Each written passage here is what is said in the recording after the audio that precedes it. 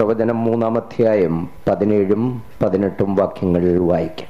மல்கியா தீர்க்கதரிசனம் 3-ஆம் அதிகாரம் 17-18 வசனங்களை வாசிப்போம். நான் அவர்களை கடாட்சிப்பேன், அப்பொழுது நீங்கள் நீதிமானுக்கும் துன்மார்க்கனுக்கும் தேவனுக்கு ஊழியம் செய்கிறவனுக்கும் அவருக்கு ஊழியம் செய்யாதவனுக்கும் இருக்கிற வித்தியாசத்தை திரும்பவும் காண்பீர்கள். ഞാൻ ഉണ്ടാക്കുവാനുള്ള ദിവസത്തിൽ അവർ എനിക്കൊരു നിക്ഷേപമായിരിക്കും എന്ന സൈന്യങ്ങളുടെ യഹോവ അരുളി ചെയ്യുന്നു.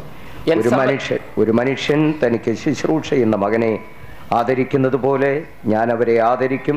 അപ്പോൾ നിങ്ങൾ നീതിമാനും ദുഷ്ടനും തമ്മിലും ദൈവത്തെ സേവിക്കുന്നവനും സേവിക്കാത്തവനും തമ്മിലുള്ള വ്യത്യാസം വീണ്ടും കാണും. ദൈവത്തിന് മഹത്വമുണ്ടാകട്ടെ. ബൈബിൾ ക്ലാസിന്റെ 3-ാം ദിനത്തിനായി ഒരിക്കൽ കൂടെ ദൈവത്തെ സ്തുതിക്കുന്നു. വേദപാഠത്തിൻ 3-ാം നാളുക്കാக ഒരു മുறை കൂടെ ദൈവനെ തുതിக்கிறோம். ദൈവവചനം ശ്രവിക്കുവാൻ കടന്നു വന്നിരിക്കുന്ന എല്ലാ പ്രിയപ്പെട്ടവർക്കും ശബ്ദപരിധിക്കുള്ളിൽ ഞങ്ങളെ ശ്രദ്ധിക്കുന്ന എല്ലാ ശ്രോതാക്കൾക്കും യേശുക്രിസ്തുവിൻ നാമത്തിൽ ഞങ്ങളുടെ സ്നേഹ വന്ദനങ്ങളെ വീണ്ടും അറിയിക്കുന്നു. தேவனுடைய வசனத்தை கேட்கும்படியாக கூடி வந்திருக்கிற உங்கள் அனைவருக்கும் மற்றும் இந்த சத்தத்தை கேட்கக்கூடிய எல்லையில் இருக்கிறதான எங்களுக்கு பிரியமானவர்கள் அனைவருக்கும் ஆண்டவராகிய நாமத்தில் எங்கள் அன்பின் வாழ்த்துக்களை நாங்கள் தெரிவித்துக் கொள்கிறோம். ഈ ദിവസങ്ങളായി നീതിമാനും ദുഷ്ടനും തമ്മിലും ദൈവത്തെ സേവിക്കുന്നവനും സേവിക്കാത്ത തമ്മിലുമുള്ള വ്യത്യാസത്തെയാണ് നാം ചിന്തിച്ചുകൊണ്ടിരിക്കുന്നത്. இந்த நாட்களிலே நீதிமானுக்கும் துன்மார்க்கனுக்கும் உள்ளதான வித்தியாசத்தையும் கர்த்தருக்கு ஊழியம் செய்கிறவனுக்கும் அவருக்கு ஊழியம் செய்யாதவனுக்கும் இருக்கிறதான வித்தியாசத்தையும் நாம் தியானித்துக் கொண்டிருக்கிறோம். പരിശുദ്ധാത്മാവ് പ്രവാചകനിലൂടെ ഈ സത്യത്തെ പ്രസ്താവിക്കുമ്പോൾ ഈ വ്യത്യാസം വീണ്ടും കാണും എന്ന് രേഖപ്പെടുത്തുന്നു. பரிசுத்த ஆவியானவர் தீர்க்கதரிசியின் மூலமாக இந்த வசனத்தை வெளிப்படுத்துகிறதான வேளையில் இந்த வித்தியாசத்தை திரும்பவும் காண்பீர்கள் என்று சொல்லுகிறார். വീണ്ടും കാണും എന്ന് പ്രസ്താവിക്കുമ്പോൾ മുൻപ് പല സന്ദർഭങ്ങളിൽ ഇത് കണ്ടു എന്ന് വ്യക്തമാണ്. திரும்பவும் காண்பீர்கள் என்று சொல்லப்படும் பொழுது இதற்கு முன்னதாக பல சந்தர்ப்பங்களிலே காணப்பட்டது என்பதை விளங்கிக் கொள்கிறோம். വേദപുസ്തകത്തിൽ പഴയ നിയമ ഭാഗങ്ങൾ പഠിക്കുമ്പോൾ പ്രധാനമായി 4 സന്ദർഭങ്ങളിൽ നീതിമാനും ദുഷ്ടനും തമ്മിലുള്ള വ്യത്യാസത്തെ കണ്ടതായി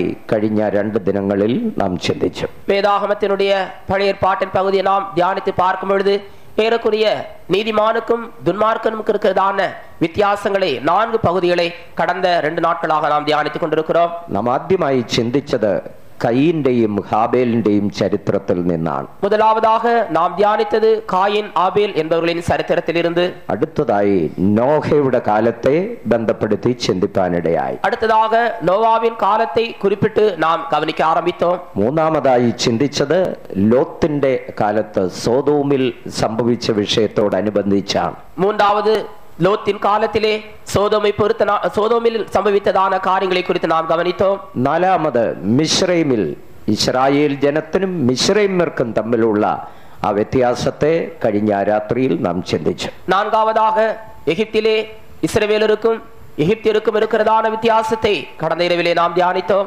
വാസ്തവത്തിൽ ദുഷ്ടന്മാരും നീതിമാന്മാരും തമ്മിലുള്ള വ്യത്യാസം വളരെ വ്യക്തമായി മിശ്രൈമിൽ വെളിപ്പെടുകയുണ്ടായി. மெய்யாகவே நீதிமான்களுக்கும் துன்மார்க்கருக்கும் இருக்கிறதான வித்தியாசம் எகிப்து தேசத்திலே மிகவும் வெளியரங்கமாக தெளிவாக வெளிப்பட்டதை கண்டோம். യഹോവയായ ദൈവം മിശ്രൈമ്യരെ ന്യായം വിധിക്കുവാൻ 10 ബാധകൾ മിശ്രൈമിൽ അയച്ചതായി നാം പഠിച്ചു. தேவனாகி கர்த்தர் எகிப்தியரை நியாயம் தீர்க்கும்படியாக 10 வாதைகளை எகிப்திற்கு அனுப்பினதை குறித்து நாம் கவனித்தோம். അതിൽ 10ാമത്തേതായിരുന്നു കടിഞ്ഞൂൽ സംഹാരം. അതിലെ 10வது വാதைத்தான் തലൈപ്പിള്ളை സംഹാരം. ഈ ബാധകളൊക്കെ മിശ്രൈമ്യരുടെ മേൽ വരുമ്പോൾ ഇസ്രായേൽ ജനത്തിന്റെ അവർ പാർത്തിരുന്ന ഗോശേൻ ദേശത്തെ ദൈവം പ്രത്യേകമായി മതിൽ കെട്ടി വേർതിരിച്ചിരുന്നു. இந்த வாதைகள் அனைத்தும் எகிப்து தேசத்திலே வரும்பொழுது விசேஷமாக இஸ்ரவேலர் வாசம் பண்ணி வந்ததான கோசேன் தேசத்தை அவர் பாதுகாத்து வைத்திருந்தார். ദൈവവചനത്തിൽ നാം വായിക്കുന്നത് പോലെ അത്യുന്നതന്റെ മറവ്, സർവശക്തന്റെ നിഴൽ ഇസ്രായേൽ ജനത്തിന്മേൽ അവർ പാർത്തിരുന്ന വാസസ്ഥലത്തിന്മേൽ ഉണ്ടായിരുന്നു. வேதாகமத்தில் நாம் வாசிக்கிறது போல உன்னதமானவருடைய மறைவில் அவருடைய செட்டில் நிழலிலே தங்குவான் என்று சொல்லப்பட்டிருக்கிறதான அந்த மறைவானது எகிப்து தேசத்திலே கோசேன் நாட்டிலே வாசம் பண்ணியிருந்ததான தேவ ஜனத்தின் மீது காணப்பட்டது. 10ാമത്തെ ന്യായവിധിയായ ബാധയായ കടിഞ്ഞൂൽ സംഹാരം മിശ്രൈമ്യരുടെ മേൽ വരുമ്പോൾ 10வது நியாய தீர்ப்பாகிய தலைப்பிள்ளை சங்காரம் எகிப்தியர் மீது வரும்போது മുഴു മിശ്രൈമ്യരുടെ ജനങ്ങളും ഒരു കടുത്ത നിലവിളിയിലായി തീർന്നു. முழு எகிப்தியருடைய மத்தியிலேயும் வீடுகளிலே ஒரு பயங்கரமான கூக்குரல் உண்டாயிற்று. മിസ്രൈമ്യരുടെ ഭവനങ്ങളിൽ നിലവിളിയുടെ ശബ്ദം, எகிப்தியருடைய வீடுகளிலே கூக்குரலின் சத்தம். അതേ സമയത്ത് ഇസ്രായേൽ ജനങ്ങളുടെ കൂടാരങ്ങളിൽ സന്തോഷത്തിന്റെയും ആർപ്പിന്റെയും ശബ്ദം. அதே வேளையிலே இஸ்ரவேலருடைய கூடாரங்களிலே சந்தோஷம் ஆரவாரத்தினுடைய சத்தம் காணப்பட்டது. മിസ്രൈമ്യർ കണ്ണുനീർ കുടിക്കുമ്പോൾ ഇസ്രായേൽ ജനം ആട്ടിൻകുട്ടിയെ ഭക്ഷിക്കുന്നു.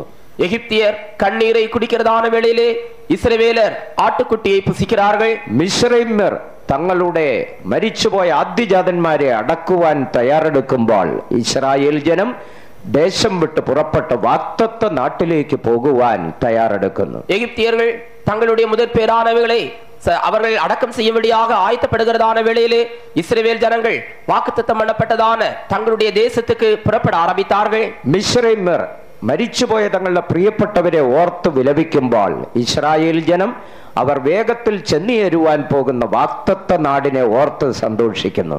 எகிப்தியர்கள் மரித்து போனதான தங்களுடைய குடும்பத்தாரை நினைத்து துக்கப்பட்டு கொண்டிருக்கிறதான வேளையிலே இஸ்ரவேலர்கள் வாக்குத்தத்தம் பண்ணப்பட்டதான தங்களுடைய நாட்டிற்கு போகும்படியாக மிகவும் சந்தோஷமுள்ளவர்களாய் காணப்பட்டார்கள். നീതിമാന്മാരായ ഇസ്രായേൽ ജനത്തിന്റെ ജീവിതത്തിൽ ഒരു പുറപ്പാടിന്റെ തയ്യാറെടുപ്പ് നമുക്ക് കാണാൻ കഴിയും. நீதிமான்களாகியோருடைய ஜனத்தின் மத்தியிலே அவர்கள் புறப்படக்கூடியதான ஒரு ஆயத்தம் நடைபெற்றதை குறித்து நாம் கவனித்தோம். ദുഷ്ടന്മാരും നീതിമാന്മാരും തമ്മിലുള്ള വ്യത്യാസം അവിടെ വ്യക്തമായി കാണും. துன்மார்க்க நீதிமான்கள் இவர்களுக்குரியதான வித்தியாசத்தை அங்கே நாம் காண்கிறோம். ഇനി നാം വീണ്ടും കാണുവാൻ പോകുന്നത് അടുത്തതായി യേശുക്രിസ്തുവിന്റെ രഹസ്യവരവിലാണ്. இனிமேல் மறுபடியுமாக நாம் காணப்போகிறது அடுத்ததாக இயேசு கிறிஸ்துவினுடைய ரகசிய வருகையிலே. ഇനി നാം ചിന്തിപ്പാൻ പോകുന്നത് ദുഷ്ടന്മാരും നീതിമാന്മാരും തമ്മിലുള്ള വ്യത്യാസം ഇനി എപ്പോഴൊക്കെയാണ് കാണാൻ പോകുന്നത്. இனிமேல் நாம் கவனிக்க போவது துன்மார்க்க நீதிமான்கள் இவர்களுக்குரியதான வித்தியாசத்தை இனி எப்பொழுது காணப்போகிறோம். അടുത്തതായി നാം കാണുന്നത് യേശുക്രിസ്തുവിന്റെ വീണ്ടും വരവിലാണ്. அடுத்ததாக நாம் பார்ப்பது இயேசு கிறிஸ்துவின் இரண்டாம் வருகையிலே. ക്രിസ്തുവിന്റെ വീണ്ടും വരവിനെ കുറിച്ചുള്ള ഒരു പ്രവചനമാണ് മലാഖി 3:17 വാക്യത്തിൽ വായിക്കുന്നത്. கிறிஸ்துவினுடைய இரண்டாம் வருகை குறித்ததான ஒரு தீர்க்க தரிசனம் தான் 3:17 கூறப்பட்டிருக்கிறது. ഞാൻ ഉണ്ടാക്കുവാനുള്ള ദിവസത്തിൽ, நான் என் சம்பத்தை சேர்க்கும் நாளிலே, ദൈവം ഉണ്ടാക്കുവാനുള്ള ദിവസം, தேவன் ഉണ്ടാക്കக்கூடியதான அந்த நாள். അതിനെ മറ്റ് പല വിധത്തിൽ പറയാൻ കഴിയും. യേശുക്രിസ്തുവിന്റെ രഹസ്യവരവിൻ ദിനം എന്നും കർത്താവിന്റെ നാൾ എന്നും ഒക്കെ നമുക്ക് പറയാൻ அதை കഴിയും. பல விதங்களிலே நாம் படிக்கலாம். அது இயேசு கிறிஸ்துவினுடைய வருகை நாளென்றும் கர்த்தருடைய நாளென்றும் படிக்க முடியும். അങ്ങനെ ഒരു ദിവസത്തെ പിതാവായ ദൈവം നിർണയിച്ചിരിക്കുന്നു. அப்படிப்பட்டதான ஒரு நாளை பிதாவாகி தேவன் நியமித்திருக்கிறார். പക്ഷേ ആ ദിവസം എപ്പോൾ, ആ മണിക്കൂർ എപ്പോൾ, ആ നിമിഷം എപ്പോൾ എന്ന് പിതാവിന് മാത്രമേ അറിയാവൂ. ஆனாலோ அந்த நாள் எப்பொழுது, அந்த மணி நேரம் எப்பொழுது, அந்த நிமிஷம் எப்பொழுது என்று பிதாவாகி தேவனுக்கு மட்டுமே தெரியும். പുത്രനായ ക്രിസ്തുവിന് പോലും ആ ദിവസത്തെ കുറിച്ച് അറിഞ്ഞുകൂടാ. குமாரனாகிய கிறிஸ்துவும் கூட அந்த நாளை குறித்து அறியாமல் இருக்கிறார். യേശുക്രിസ്തുവിനോട് കൂടെ വരുവാൻ തയ്യാറെടുത്തു നിൽക്കുന്ന ദൂതന്മാർക്കും ആ രഹസ്യം അറിഞ്ഞുകൂടാ. இயேசு கிறிஸ்துவோடு கூட வரக்கூடியதாக வரும்படியாக ஆயத்தமாயிருக்கிறதான தூதர்களுக்கும் கூட அந்த ரகசியம் தெரியாது. പക്ഷേ അങ്ങനെ ഒരു ദിവസത്തെ ദൈവം തന്റെ ഹൃദയത്തിൽ നിർണയിച്ചിട്ടുണ്ട്. ஆனாலோ அப்படிப்பட்டதான ஒரு நாளை தேவன் தம்முடைய இருதயத்திலே தீர்மானித்திருக்கிறார். ആ ദിവസത്തിൽ അവർ എനിക്കൊരു നിക്ഷേപമായിരിക്കും. അവർ എന്നൊരു കൂട്ടരെ കുറിച്ച് പറയുന്നു. அந்த நாளிலே அவர்கள் என்னுடைய சம்பத்தாய் இருப்பார்கள். அவர்கள் என்று சொல்லப்படுகிறதான ஒரு கூட்டத்தாரை காண்கிறோம். ഈ അവർ എന്ന് പറയുന്നത് അന്ന് ഈ പ്രവചനം ഉണ്ടാകുന്ന സമയത്ത് ആത്മദൃഷ്ടിയിൽ ഭാവിയെ നോക്കിക്കൊണ്ട് പറയുന്നതാണ്. அவர்கள் என்று சொல்லப்படும் பொழுது அன்றைக்கு இந்த தீர்க்க தரிசனம் உண்டானதான நாளிலே ஆவிக்குரிய கண்களோடு கூட இதை கூறுகிறார். ഭാവിയെ നോക്കിക്കൊണ്ട്, അല്ലെങ്കിൽ ഒരു വരുംകാലത്തെ നോക്കിക്കൊണ്ട് പറയുന്നു. வருங்காலத்தை பார்த்துக்கொண்டு அவர் சொல்லுகிறார். ഈ ഒരു വരും കാലത്ത് ഒരു പ്രത്യേക ജനസമൂഹത്തെ നോക്കിക്കൊണ്ടാണ് അവർ എന്ന് വിളിക്കുന്നത്. வருங்காலத்திலே ஒரு விசேஷிக்கப்பட்ட நாளை குறித்து கொண்டுதான் அவர்கள் என்று அவர் குறிப்பிடுகிறார். ആരാണ് ഈ അവർ?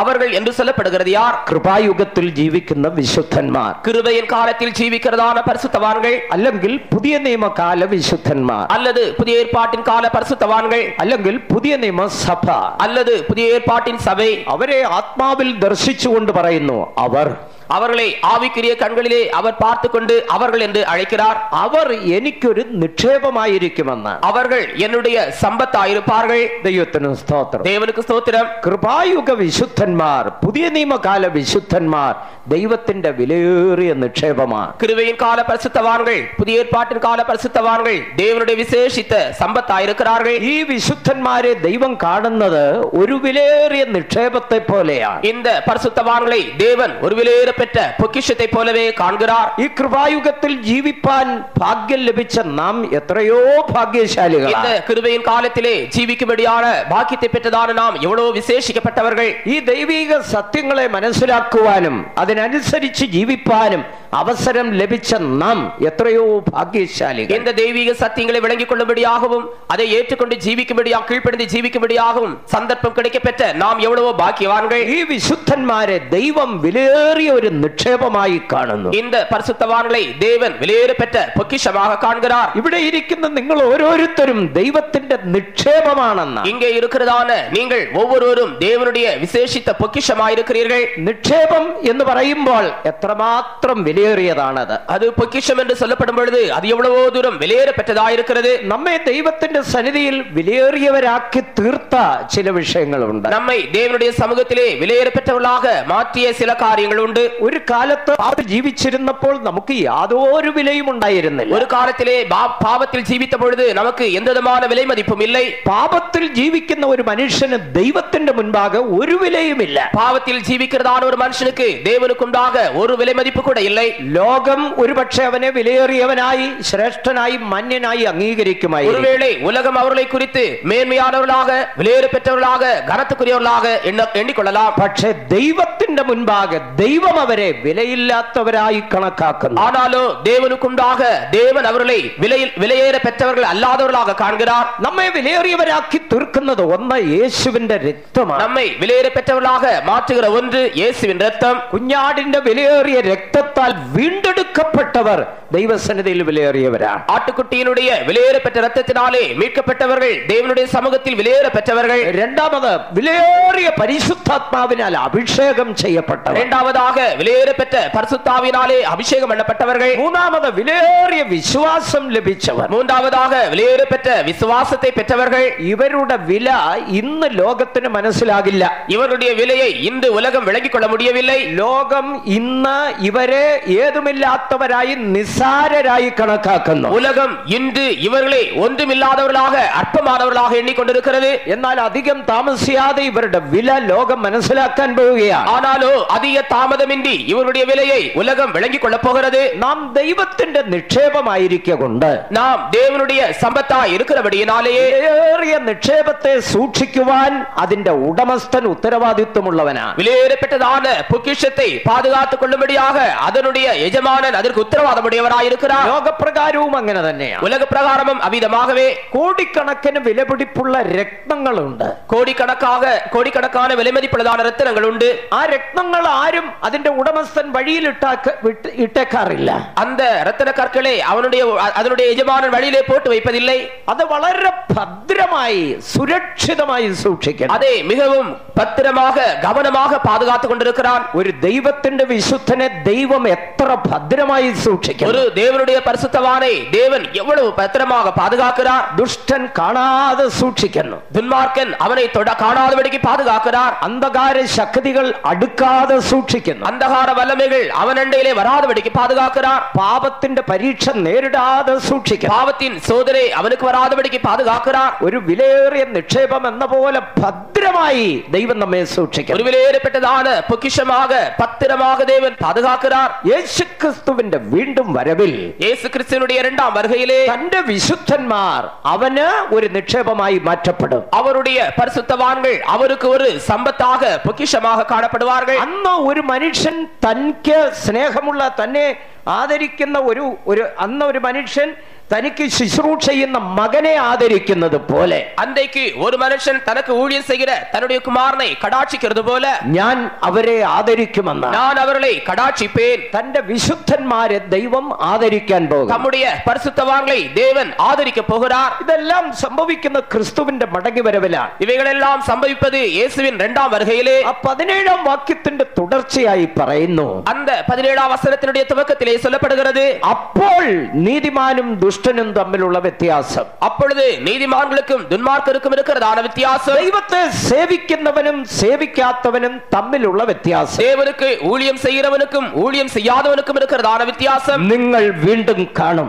நீங்கள் மறுபடியும் காண்பீர்கள். അല്ലെങ്കിൽ ലോകം വീണ്ടും കാണുവാൻ പോകുന്നു. அல்லது உலகம் திரும்பவும் காணப்போகிறது. ഇന്ന് എല്ലാം ഒരുമിച്ച് ഒരുപോലെ ഇടകലർന്ന് കഴിയുകയാണ്. இன்றைக்கு எல்லாமே ஒன்று போல இடைக்கலந்து ஜீவிக்கிறார்கள். വലിയ വ്യത്യാസം ഇപ്പോൾ നമുക്ക് മനസ്സിലാക്കാൻ പറ്റില്ല. பெரிய வித்தியாசத்தை இப்பொழுது நாம் விளங்கிக் கொள்ள முடியாது. എല്ലാം ഒരേ നാമത്തിൽ ജീവിക്കുന്നു. எல்லாரும் ஒரே நாமத்திலே ஜீவிக்கிறார்கள். ഒരേ പേര് പറഞ്ഞ് ജീവിക്കുന്നു. ஒரே பெயரை சொல்லி ஜீவிக்கிறார்கள். ഒരേ ദൈവത്തെ ആരാധിക്കുന്നു. ஒரே தேவனை ஆராதிக்கிறார்கள். ഒരേ ബൈബിൾ വിശ്വസിക്കുന്നു. ஒரே வேதத்தை விசுவாசிக்கிறார்கள். ഒരേ യേശുവിന്റെ നാമത്തിൽ ആരാധിക്കുന്നു. ஒரே இயேசுவின் நாமத்திலே ஆராதனை செய்கிறார்கள். ക്രിസ്ത്യാനികൾ എന്ന് എല്ലാവരും ഒരുപോലെ പേര് പറയുന്നു. கிறிஸ்தவர்கள் என்று எல்லாரையும் ஒன்று போல கூறுகிறார்கள். പേര് നോക്കിയാലും ക്രിസ്ത്യാനികളുടെ പേരാണ്. பெயரை பார்த்தாலும் கிறிஸ்தவர்கள் தான். എല്ലാം ഒരുമിച്ച് ഒരുപോലെ ഇടകലർന്ന് കഴിയുന്നു. எல்லாரும் ஒன்று சேர்ந்து ஒன்று போல அவர்கள் கலந்து ஜீவிக்கிறார்கள். ഇപ്പോൾ നോക്കിയാൽ ദുഷ്ടനെയും നീതിമാനെയും പ്രത്യേകിച്ച് തിരിച്ചറിയാൻ പറ്റില്ല. இப்பொழுது பார்த்தால் துன்மார்க்கனையும் நீதிமானையும் விசேஷமாக வேறுபடுத்தி காண முடியாது. ജീവൻ ഉള്ളതിനെയും ജീവൻ ഇല്ലാത്തതിനെയും തിരിച്ചറിയാൻ കഴിയില്ല. ஜீவன் உள்ளதையும் ஜீவன் இல்லாததையும் வேறுபடுத்தி காண முடியாது. നിറഞ്ഞ മണികളെയും പതിരിനെയും തിരിച്ചറിയാൻ കഴിയില്ല. கதிர்களையும் மணிகளையும் சாவிகளையும் மணிகளையும் அவர்கள் வேறுபடுத்தி காண முடியாது. ഇതെല്ലാം ഇപ്പോൾ ഒരുമിച്ച് ഒരുപോലെ ഇടകലർന്ന് കിടക്കുന്നു. இவை எல்லாமே இப்பொழுது ஒன்று போல சேர்ந்து கலந்து காணப்படுகிறது. എന്നാൽ പരിശുദ്ധാത്മാവ് പറയുന്നു, ஆனால் பரிசுத்த ஆவியானவர் சொல்லுகிறார், അപ്പോൾ ഈ വ്യത്യാസം തിരിച്ചറിയും. அப்பொழுது இந்த வித்தியாசத்தை நீங்கள் காண்பீர்கள். യഥാർത്ഥ നീതിമാൻ ആരാണ്? உண்மையான நீதிமான் யார்? യഥാർത്ഥ ദുഷ്ടൻ ആരാണ്? உண்மையான துன்மார்க்கன் யார்? ദൈവത്തെ സേവിച്ചവൻ ആരാണ്? தேவனுக்கு ஊழியம் செய்தவன் யார்? ദൈവത്തെ സേവിക്കാത്തവൻ ആരാണ്? தேவனுக்கு ஊழியம் செய்யாதவன் யார் എന്നുള്ള വ്യത്യാസം വീണ്ടും കാണും. அப்படிப்பட்டதான வித்தியாசத்தை திரும்பவும் காண்பீர்கள். ദൈവത്തിന് മഹത്വം. தேவனுக்கு மகிமை உண்டாவதாக. കോഴിയുടെ മുട്ട മുൻപൊക്കെ ആയിരുന്നെങ്കിൽ കോഴിയുടെ തള്ളക്കോഴിയുടെ ചിറകിൻ കീഴിൽ അടവച്ചു വിരിക്കും. கோழியினுடைய முட்டையை முற்காலங்களிலோ வென்றால் தாய் கோழியினுடைய சிறகுகளின் கீழே அடைவைத்ததை எடுப்பார்கள். കോഴിയുടെ മുട്ട കോഴിയുടെ ചിറകിൻ കീഴിൽ വെക്കുമ്പോ അതിന്റെ കൂട്ടത്തിൽ താറാവിന്റെ മുട്ട കൂടെ കൊണ്ടുവെക്കും. கோழியினுடைய முட்டையை அடை காக்கும்படியாக வைக்கிறதான வேளையிலே அதனுடைய மத்தியில் வாத்து முட்டையும் கொண்டு வைப்பார்கள். കോഴിയുടെ മുട്ടയും താറാവിന്റെ മുട്ടയും പെട്ടെന്ന് തിരിച്ചറിയാൻ ഒക്കില്ല. അല്പം വലിപ്പം ചിലപ്പോ വാത്തുമുട്ടയ്ക്ക് കാണും. கோழி முட்டையும் வாத்து முட்டையும் வெகு சீக்கிரமாக வித்தியாசத்தை காண முடியாது. ஆனால் கோழி முட்டையை விட வாத்து முட்டை சற்று பெரிதாக காணப்படும். ഇത് രണ്ടും ഒരുപോലെ ഈ തള്ളക്കോഴിയുടെ ചിറകിൻ കീഴിൽ ഇരിക്കുന്നു. இவைகள் ரெண்டு ஒன்று போல தாய் கோழியினுடைய சிறகுகளின் கீழ் இருக்கிறது. അതിന്റെ ഒരു സമയമാകുമ്പോ ഇത് വിരിഞ്ഞു വെളിയിൽ വരും. அதனுடைய நேரம் ஆகிறதான வேளையிலே இவை உடைந்து வெளியே வரும். തള്ളക്കോഴി ഈ കുഞ്ഞുങ്ങൾക്കെല്ലാം അതിന് വേണ്ട തീറ്റ നൽകുന്നു. தாய் கோழியானது இவை எல்லாவற்றுக்கும் தேவையான உணவை கொடுக்கிறது. വ്യത്യാസം മനസ്സിലാകുന്ന എപ്പോഴാണെന്ന്? வித்தியாசம் எப்பொழுது விளங்கிக் கொள்ள முடியும்? സമീപത്തെങ്ങാനും വല്ല കുളമോ വെള്ളമോ വല്ല ഉണ്ടെങ്കിൽ താറാവിന്റെ കുഞ്ഞുങ്ങൾ അത് കാണുമ്പോ എടുത്ത് അങ്ങോട്ടങ്ങ് ചാടും. சமீபத்திலே தண்ணீரோ குளமோ ஏதாவது காணப்படுமே ஆகில் வாத்தினுடைய குஞ்சுகள் வேகமாக ஓடி அதற்குள்ளே கடந்து செல்லும். കോഴിയുടെ കുഞ്ഞുങ്ങൾ കരയ്ക്ക് നിൽക്കും. கோழியினுடைய குஞ்சுகள் கரையிலே தான் இருக்கும். സന്ദർഭം വരുമ്പോൾ വ്യത്യാസം വെളിപ്പെടും. சந்தர்ப்பங்கள் வரும்பொழுது வித்தியாசம் வெளிப்படும். അതുപോലെ കുയില് തന്റെ മുട്ടയിട്ട് വിരിക്കുന്നത് കാക്കയുടെ കൂട്ടിലാണ്. அதே போலவே குயிலும் கூட தன்னுடைய முட்டையை காக்கையினுடைய கூட்டிலே போட்டு வைக்கும். കാക്ക അതിനടയിരുന്ന് അതിനെ വിരിക്കും. காகம் அதற்குள்ளே இருந்து அதை அடை காக்கும். കാക്കയുടെ കുഞ്ഞുങ്ങളും കുയിലിന്റെ കുഞ്ഞുങ്ങളും ഒരുപോലെ വിരിയും. காகத்தினுடைய குஞ்சுகளும் குயிலுடைய குஞ்சுகளும் ஒன்று போல காணப்படும். വിരിഞ്ഞു പുറത്തു വരുമ്പോ കാക്കയുടെ കുഞ്ഞുങ്ങൾ ക്രാന്ന് കരയും. കുയിലിന്റെ കുഞ്ഞുങ്ങൾ കൂന്ന് കൂവും. அது பொரிந்து வெளியே வருகிறதான வேளையிலே காகத்தினுடைய குஞ்சுகள் கிராம் என்று சத்தமிடுகிறது. குயிலுடைய குஞ்சுகளோ கூ கூ என்று சத்தமிடுகிறது. വിരിഞ്ഞു പുറത്തു വരുമ്പോഴാണ് വ്യത്യാസം കാണുന്നത്. அது பொரிக்கப்பட்டு வெளியே வருகிறதான வேளையில் தான் வித்தியாசம் காணப்படுகிறது.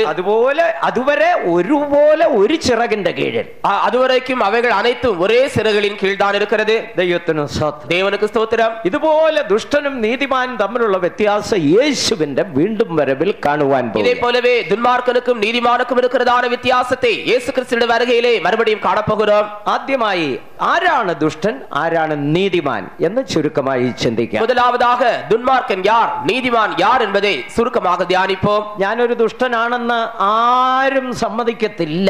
நான் ஒரு பொல்லாதவன் அல்லது துன்மார்க்கன் என்று யாருமே ஒத்துக்கொள்ள மாட்டீர்கள். ഇവിടെ ഇരിക്കുന്ന ദുഷ്ടന്മാർ കൈവക്കാൻ പറഞ്ഞ ആരും പൊക്കുകയല്ല. ഒരുപക്ഷെ അല്പം ഉള്ളിൽ ഉണ്ടെങ്കിലും പൊക്കുകയല്ല. இங்கே இருக்கிற துன்மார்க்கர் கரத்தை உயர்த்த சொன்னால் ஒருவருமே உயர்த்த மாட்டீர்கள். ஒருவேளை மனதிலே உங்களை குறித்து அப்படிப்பட்ட ஒரு எண்ணம் இருந்தாலும் கரத்தை உயர்த்த மாட்டீர்கள். അങ്ങനെ ഒരു അഡ്രസ്സിൽ അറിയപ്പെടുന്നത് ഏറ്റവും ലജ്ജാകരമായ കാര്യമാണ്. அப்படிப்பட்டதான விலாசம் தெரியப்படுகிறது மிக வெட்கத்துக்குரிய காரியமாக இருக்கிறது. ചിലർക്ക് പാപം ചെയ്യുന്നതിൽ പ്രയാസമില്ല, പാപത്തിന്റെ ലേബലിൽ അറിയപ്പെടുന്നത് വലിയ വിഷമമുണ്ട്. சிலர் பாவத்தை செய்வதற்கு அவர்கள் கஷ்டப்படுவதில்லை, ஆனால் பாவத்தை குறித்ததான செய்தி പാപത്തിന്റെ പേരിൽ അറിയപ്പെടുന്നത്, அந்த பாவத்தினுடைய பெயரிலே அவர்கள் ആ ലേബലിൽ അറിയപ്പെടുന്നത്, அவர்கள் பாவம் செய்தது போல வெளிப்படுகிறதான வேளையிலே அந்த காரியத்தை குறித்து அவர்கள் வெட்கப்படுகிறார்கள். ഉദാഹരണം, അല്പം മദ്യം ഉപയോഗിക്കുന്ന പ്രയാസമല്ല, കുടിയാന്ന് വിളിക്കുന്നത് ആ വിളി കേൾക്കുന്ന വിഷമം. ஒரு உதாரணமாக அவர்கள் சற்று மதுபானம் அருந்துவது அவர்களுக்கு அதிக கடினமாக தெரிவதில்லை.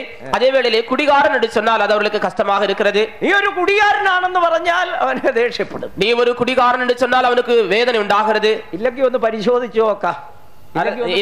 அப்படி இல்லாவிட்டால் நீங்கள் சோதித்து பாருங்கள். കുടിച്ച് അല്പം പോലും ബോധമില്ലാതെ റോഡിൽ കിടക്കുന്ന ഒരുവന്റെ ചെവിയിലോട്ട് എന്ന് കുടിയാന്നൊന്ന് വിളി. குடித்து கொஞ்சம் கூட போதம் இல்லாதபடிக்கு அல்லது அவர்கள் வெறி இல்லாதபடிக்கு ரோட்டிலே இருக்கிறதான ஒரு மனுஷனிடத்திலே காதிலே போய் நீங்கள் குடியனே என்று அழைத்து பாருங்கள். അവന് വായ തുറക്കാൻ നിവൃത്തിയില്ലെങ്കിലും അവൻ അവിടെ കിടന്നു നീയാടാ കുടിയൻ, ഞാൻ കുടിയനല്ലെന്ന്. அவனுக்கு வாய் திறக்க முடியாவிட்டாலும் அவன் என்ன சொல்லுகிறான், நீ தான் குடிக்காரன், நான் அல்ல என்று சொல்லுவான். കാരണം ആ പേരിൽ അറിയപ്പെടാൻ ഇഷ്ടപ്പെടുന്നു. ஏனென்றால் அந்த பெயரினால் அழைக்கப்படுவது அவர்களுக்கு விருப்பம் இல்லை. പക്ഷെ ആ പ്രവൃത്തി ചെയ്യുന്നതിന് ബുദ്ധിമുട്ടില്ല. ஆனாலும் அந்த செயலை செய்வதற்கு அவர்களுக்கு கஷ்டம் இல்லை. ദുഷ്ടന്റെ സ്വഭാവം ജീവിതത്തിൽ ഉണ്ടെങ്കിലും ആ പേരിൽ അറിയപ്പെടാൻ ആരും ഇഷ്ടപ്പെടുന്നില്ല. துன்மார்க்கனுடைய சுபாவம் உள்ளத்திலே இருந்தால் கூட அதே பெயரினால் அழைக்கப்படுவது ஒருவருக்கும் விருப்பம் இல்லை. ഒരു നീതിമാൻ എന്നറിയപ്പെടുന്നതാണ് എല്ലാവർക്കും താല്പര്യം. ஒரு நீதிமான் என்று அழைக்கப்படுவதுதான் எல்லாருக்கும் விருப்பமாக இருக்கிறது. ഈ മധുര പട്ടണത്തിലെ ഏറ്റവും ഒന്നാം നമ്പർ നീതിമാനാണ് ഈ ബ്രദർ എന്ന് പറയുമ്പോൾ മുഖം നല്ലപോലെ ചിരിക്കും. இந்த மதுரை பட்டணத்திலே மிகவும் மேன்மையான ஒன்றாம் நம்பர் நீதிமான் இந்த பிரதர் என்று சொல்லும் பொழுது முகம் நல்ல பிரகாசமாக இருக்கிறது. നമ്പർ 1 നീതിമാന്റെ കൂട്ടത്തിൽ പെട്ടതാണ് ഈ സിസ്റ്റർ എന്ന് പറഞ്ഞ എന്തൊരു സന്തോഷമാണ്. நம்பர் 1 நீதிமானுடைய கூட்டத்திற்கு உட்பட்டவர்கள் தான் இந்த சிஸ்டர் என்று சொல்லும் பொழுது எவ்வளவு சந்தோஷமாக இருக்கிறது. കാരണം ആ പേര് കേൾക്കുന്നതേ സന്തോഷം. ஏனென்றால் அந்த பெயரை கேட்கும் போதே சந்தோஷம் தான். എന്നാൽ ദൈവത്തിന്റെ വചനം പഠിക്കുമ്പോൾ ദുഷ്ടൻ ആര് നീതിമാൻ ആര് എന്ന് തിരിച്ചു പഠിക്കാൻ കഴിയും. ஆனால் தேவனுடைய வசனத்தை நாம் படிக்கும் பொழுது துன்மார்க்கன் யார், நீதிமான் யார் என்பதை நாம் அறிந்து கொள்ள முடியும். സദൃശവാക്യങ്ങൾ 21 അധ്യായം 10 വാക്യം പഠിക്കുമ്പോൾ, நீதிமொழிகளின் புத்தகம் 21 அதிகாரத்தினுடைய 10 வசனத்தை நாம் வாசிக்கும் போது, സദൃശവാക്യങ്ങളിൽ മാത്രമല്ല വേദപുസ്തകത്തിൽ പല ഭാഗങ്ങളിൽ ദുഷ്ടന്മാരെ കുറിച്ച് പറയുന്നുണ്ട്. நீதிமொழிகளின் புத்தகத்தில் மட்டுமல்ல வேதாகமத்தின் அநேக பகுதிகளிலே துன்மார்க்கனை குறித்து சொல்லப்பட்டிருக்கிறது. 1-2 വാക്യങ്ങൾ മാത്രം നിങ്ങളുടെ മുൻപിൽ വയ്ക്കാൻ താല്പര്യപ്പെടുന്നു. 1-2 வசனங்களை மட்டும் உங்களுக்கு முன்பாக வைக்க நான் விருப்பப்படுகிறேன். സദൃശവാക്യങ്ങൾ 21:10 நீதிமொழிகள் 21:10 ദുഷ്ടന്റെ മനസ്സ് ദോഷത്തെ ആഗ്രഹിക്കുന്നു എന്ന് കാണുന്നു. துன்மார்க்கனுடைய மனம் பொல்லாப்பை செய்ய விரும்பும் என்று சொல்லப்பட்டிருக்கிறது. ദൈവത്തിന് സ്തോത്രം. தேவனுக்கு ஸ்தோத்திரம். ദുഷ്ടന്റെ ഒരു ലക്ഷണമാണ് അവന്റെ മനസ്സ് ദോഷം ചെയ്യാൻ, പൊല്ലാപ്പ് ചെയ്യാൻ വിരുമ്പുന്നു. துன்மார்க்கனுடைய ஒரு அடையாளம் தான் அவனுடைய மனது துன்மார்க்கத்தை செய்யும்படியாக அல்லது பொல்லாப்பை செய்யும்படியாக விருப்பப்படுகிறது. ഒരുപക്ഷെ ദോഷം ചെയ്യുന്നില്ല, ஒருவேளை அவன் தீமை செய்யாமல் இருக்கலாம், പക്ഷെ ദോഷം ചെയ്യുവാനുള്ള ആഗ്രഹം മനസ്സിൽ കിടക്കുന്നു. ஆனால் தீமை செய்யக்கூடிய ஒரு விருப்பம் ஆசை உள்ளத்திலே காணப்படுகிறது. അതൊരു ദുഷ്ടന്റെ ലക്ഷണമാണ്. அது துன்மார்க்கனுடைய அடையாளமாக இருக்கிறது. ഇവിടെ ഇരിക്കുന്നവരിൽ ഏറിയ പങ്കും മദ്യപിക്കുന്നവരായിരിക്കില്ല. இங்கே இருக்கிறதான அதிகமான பேர்களும் நீங்கள் மதுபானம் பண்ணுகிறவர்கள் அல்ல. പുകവലിക്കുന്നവർ കാണില്ല. புகைப்பிடிக்கிறவர்கள் காணப்படுவதில்லை. സിനിമ തിയേറ്ററിൽ പോയി സിനിമ കാണുന്നവർ കാണുകയില്ല. தியேட்டரிலே போய் சினிமா பார்க்கிறவர்களும் இருப்பதில்லை. പിന്നെ ചിലപ്പോ വീട്ടിലിരുന്നും കാണും, വല്ലപ്പോഴും കാണുമെങ്കിലും തിയേറ്ററിൽ പോയി കാണാറ്. சில வேளைகளிலே வீட்டிலே இருந்து ஏதாவது நீங்கள் பார்க்கலாம், ஆனால் தியேட்டரில் போய் பார்க்க மாட்டீர்கள். കാരണം സാത്താൻ സിനിമ തിയേറ്ററെ കൊണ്ടുവന്ന് വീട്ടിൽ തന്നിരിക്കുക. ஏனென்றால் சாத்தான் சினிமா தியேட்டரையே வீட்டிலே கொண்டு வந்து தந்து விட்டான். സാത്താൻ എത്ര നല്ലവനാണെന്നറിയാം. சாத்தான் எவ்வளவு நல்லவன் என்று தெரியுமா? കഷ്ടപ്പെട്ട് അങ്ങോട്ട് പോകാതിരിക്കാൻ അത് അപ്പാടെ എടുത്ത് വീട്ടിൽ വീട്ടിൽ കൊണ്ടുവച്ചു തരും. கஷ்டப்பட்டு அங்கே போகாதிருக்கும்படியாக அதை மொத்தமாக எடுத்து வீட்டிலே கொண்டு வந்து வைத்து விட்டார். ചിലർ വിചാരിക്കുന്നത് ദൈവം തന്ന ഒരു അനുഗ്രഹമാണെന്ന്. சிலர் நினைக்கிறார்கள் தேவன் தந்த ஒரு ஆசீர்வாதம் தான் இது. അതുകൊണ്ട് വേണമെങ്കിൽ ഇതൊരെണ്ണം വാങ്ങിച്ചു കഴിഞ്ഞാൽ അടുത്ത ഞായറാഴ്ച സാക്ഷ്യവും പറയും, ദൈവത്തിന് മഹത്വം ഉണ്ടാകട്ടെ, ദൈവം എന്നെ അനുഗ്രഹിച്ചിരിക്കുന്നു. ஆகினால் இதை ஒன்று வாங்கி வைத்து விட்டு அடுத்த ஞாயிற்றுக்கிழமை சாட்சிகளும் கூட அவர்கள் சொல்லலாம், தேவன் என்னை மிகவும் ஆசீர்வதித்திருக்கிறார் என்று. ഏതാണെന്ന് ചിലപ്പോൾ നിങ്ങൾക്ക് മനസ്സിലായി കാണും. நான் சொல்லுகிறதான காரியம் ஏதோ உங்களுக்கு விளங்கி இருக்கலாம். Cinema theatre, cinema theatre. നമ്മുടെ ടിവിയെ കുറിച്ചായി പറഞ്ഞത്. நம்முடைய டிவியை குறித்து தான் நான் சொன்னேன். ദൈവം എന്നെ അനുഗ്രഹിച്ചിരിക്കുന്നു. മുമ്പാണെങ്കിൽ എന്റെ വീട്ടിൽ ഇതില്ലായിരുന്നു, ദൈവം ഇപ്പോൾ അനുഗ്രഹിച്ച് ഇതൊരെണ്ണം തന്നിരിക്കുകയാണ്. முன்பு இது எங்களுடைய வீட்டிலே இல்லை, ஆனால் இப்பொழுது தேவன் எங்களை ஆசீர்வதித்து எங்களுடைய வீட்டிலே இப்பொழுது தந்திருக்கிறார். ചിലരാണെങ്കിൽ ഇത് വാങ്ങിച്ചിട്ട് പ്രാർത്ഥിക്കാൻ കൊണ്ടുവരും, ദൈവദാസനെ ഒന്ന് അനുഗ്രഹിച്ചു തരണം. சிலரோ என்றால் வாங்கிவிட்டு ஊழியக்காரரிடத்திலே நீங்கள் ஜெபியுங்கள் என்று ஆசீர்வதிக்கும்படியாய் கொண்டு வருவார்கள். ഒരു പുതിയ കാർ വാങ്ങിക്കുമ്പോൾ പ്രാർത്ഥിക്കാൻ കൊണ്ടുവരുന്ന പോലെ, ஒரு புதிய கார் வாங்கும்போது ஜெபிக்க கொண்டு வருவது போல, ഒരു മോട്ടോർ ബൈക്ക് വാങ്ങിയപ്പോഴും ദൈവദാസനെ കൊണ്ട് പ്രാർത്ഥിക്കും. மோட்டார் சைக்கிள் வாங்கும் போதும் கூட ஜெபிக்கும்படியாக கொண்டு வருவார்கள். അപ്പൊ ഒരു സിനിമാ തിയേറ്റർ കിട്ടിയപ്പോ അതിനെയും ആശീർവദിക്കാൻ ദൈവദാസന്റെ അടുക്കലേക്ക്, சினிமா தியேட்டர் கிடைத்த பொழுது அதையும் ஆசீர்வதிக்க தேவ ஊழியரிடத்திலே கொண்டு வருகிறார்கள். എല്ലാം നന്മയാണെന്നാണ് ധരിക്കുന്നത്. எல்லாவற்றையும் நன்மை என்றுதான் எண்ணுகிறார்கள். ഒരുപക്ഷെ പ്രവൃത്തിയിലൂടെ ഈ പാപങ്ങൾ നിങ്ങൾ ചെയ്യുന്നില്ലായിരിക്കും. ஒருவேளை கிரியைகளினூடாக இந்த பாவத்தை நீங்கள் செய்யாமல் இருக்கலாம். പക്ഷെ ഇത് ചെയ്യുവാനുള്ള ദാഹം, ചെയ്യുവാനുള്ള താല്പര്യം, ஆனால் இதை செய்யக்கூடியதான தாகம், செய்யக்கூடியதான ஆசை, അക്ഷരാർത്ഥത്തിൽ അല്ലെങ്കിൽ ശരീരപ്രകാരമായി നിങ്ങൾ വ്യഭിചാര പാപത്തിൽ വീഴുന്നില്ല. ஒருவேளை எழுத்தின் பிரகாரமாக அல்லது சரீர பிரகாரமாக விபச்சார பாவத்திலே நீங்கள் விழமாட்டீர்கள். പക്ഷേ ജഡത്തിന്റെ ആഗ്രഹം, ஆனால் மாம்சத்தினுடைய ஆசை, സോദോമ്യരുടെ പാപവും അതായിരുന്നു. சோதோமின் பாவமும் அதுவாகவே காணப்பட்டது. അവർ അന്യജഡം മോഹിച്ചു നടന്നു എന്ന്. அவர்கள் அந்நிய மாம்சத்தை இச்சித்தார்கள். ദുഷ്ടന്മാർ പാപം ചെയ്യുവാൻ, ദോഷം ചെയ്യുവാൻ അവരുടെ മനസ്സ് ആഗ്രഹിക്കുന്നു. துன்மார்க்கர் பாவம் செய்யும்படியாக, தீமை செய்யும்படியாக அவருடைய மனம் விரும்புகிறது. ഇന്ന് രാത്രിയിൽ എന്റെ ശബ്ദം കേൾക്കുന്ന പ്രിയപ്പെട്ടവരെ, இன்றைக்கு இரவிலே என்னுடைய சத்தத்தை கேட்கிற பிரியமானவர்களே, ഒരുപക്ഷെ പ്രവൃത്തിയിലൂടെ നിങ്ങൾ പാപം ചെയ്യുന്നില്ല, ஒருவேளை கிரியைகளினூடாக நீங்கள் பாவம் செய்யாமல் இருக்கலாம். നിങ്ങളുടെ മനസ്സിലേക്കൊന്ന് ഇറങ്ങി നോക്ക്. உங்களுடைய மனதை சற்று ദോഷത്തിനു വേണ്ടിയുള്ള ആഗ്രഹം മനസ്സിലുണ്ടോ? தீமைக்குள்ள ஒரு ஆசை உங்களுடைய மனதிலே காணப்படுகிறதா? ഹൃദയത്തിന്റെ ആഴത്തിലേക്കൊന്ന് ഇറങ്ങി നോക്കുക. இருதயத்தின் ஆழத்தை வந்து ஆராய்ந்து பாருங்கள். ദോഷം ചെയ്യുവാൻ, പാപം ചെയ്യുവാൻ ആഗ്രഹം ഹൃദയത്തിൽ കിടപ്പുണ്ടോ? தீமை செய்யும்படியாக, பாவம் செய்யும்படியாக ஒரு ஆசை இருதயத்தில் காணப்படுகிறதா? ഈ പാപം ചെയ്യുവാൻ, ദോഷം ചെയ്യുവാനുള്ള ആഗ്രഹം എന്ന് പറയുന്നത് അത് മനുഷ്യന്റെ ജീവിതത്തിൽ ഉറങ്ങിക്കിടക്കുന്ന பாவம் செய்யக்கூடிய ஆசை அல்லது தீமை செய்யக்கூடிய ஆசை என்று சொல்வது மனுஷனுடைய இருதயத்திலே தூங்கி கிடக்கிறதான ஒன்றாக இருக்கிறது. ചിലപ്പോൾ ഒരു വർഷം നിങ്ങൾ ഒരു ദോഷവും ചെയ്യാതെ ജീവിച്ചു എന്ന് சில വരാം. வேளையிலே ஒரு வருஷம் நீங்கள் ஒன்றும் செய்யாமல் ஜீவிக்கலாம்.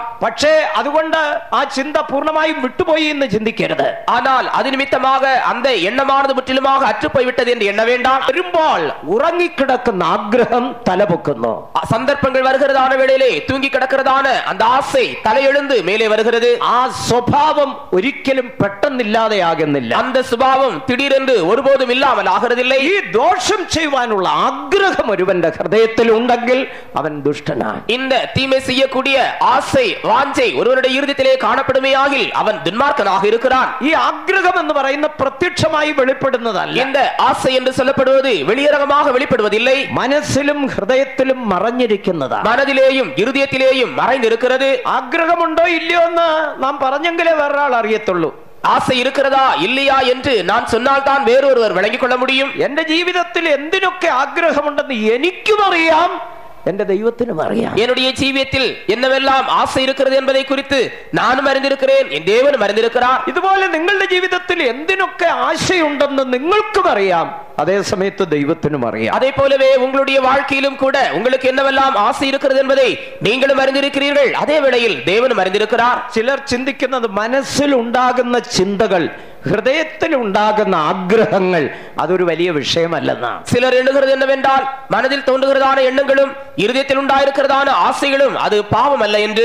മനുഷ്യനല്ലേ ഇതിനെ സാധാരണമായി ഗണിക്കുന്നു. மனுஷன் தானே இவையெல்லாம் உண்டாகலாம் என்று எண்ணி இவையெல்லாவற்றையும் சாதாரணமாக எண்ணிக்கொண்டிருக்கிறார்கள். അതുകൊണ്ട് അതിനെക്കുറിച്ച് ഗൗരവമായി ചിന്തിക്കുന്നില്ല. ஆகையினால் அதை குறித்து அதிக ஆழமாக சிந்திப்பதில்லை. ഒരു ഭക്തൻ ഒരിക്കൽ ഒരു ദർശനം കണ്ടു. ஒரு பக்தன் ஒருமுறை ஒரு தரிசனத்தை பார்த்தார். താൻ കണ്ടത് ദൈവ ദൈവസിംഹാസനവും ദൈവസന്നിധിയുമാണ്. அவர் பார்த்தது தேவனுடைய சிங்காசனத்தையும் அவருடைய சமூகத்தையும். തന്നെ ഞെട്ടിപ്പിച്ച ഒരു സംഭവം അവിടെ കണ്ടു. அவரை பயப்படுத்தின ஒரு சம்பவத்தை அவர் பார்த்தார். ഈ ഭൂമിയിൽ ഒരു മനുഷ്യൻ ചിന്തിക്കുന്ന വിഷയങ്ങൾ ദൈവത്തിന്റെ മുൻപാകെ വലിയൊരു മൈക്കിന്റെ ഹോണിൽ കൂടെ കേൾക്കും പോലെ ദൈവസന്നിധിയിൽ മുഴങ്ങി കേൾക്കും. இந்த பூமியிலே ஒரு மனுஷன் சிந்திக்கிறதான ஒரு பாவமானது தேவ சமூகத்திலே ஒலிபெருக்கின் மூலமாக சத்தமாக கேட்கப்படுகிறது போல அங்கே கேட்கப்படுகிறதாம். പാപം മാത്രമല്ല, സകല നന്മയും തിന്മയും എല്ലാം അതേപോലെ അവിടെ കേൾക്കുന്നു. பாவம் மட்டுமல்ல, செய்யக்கூடியதான சகலவிதமான நன்மையும் தீமையும் அப்படியே காணப்படுகிறது.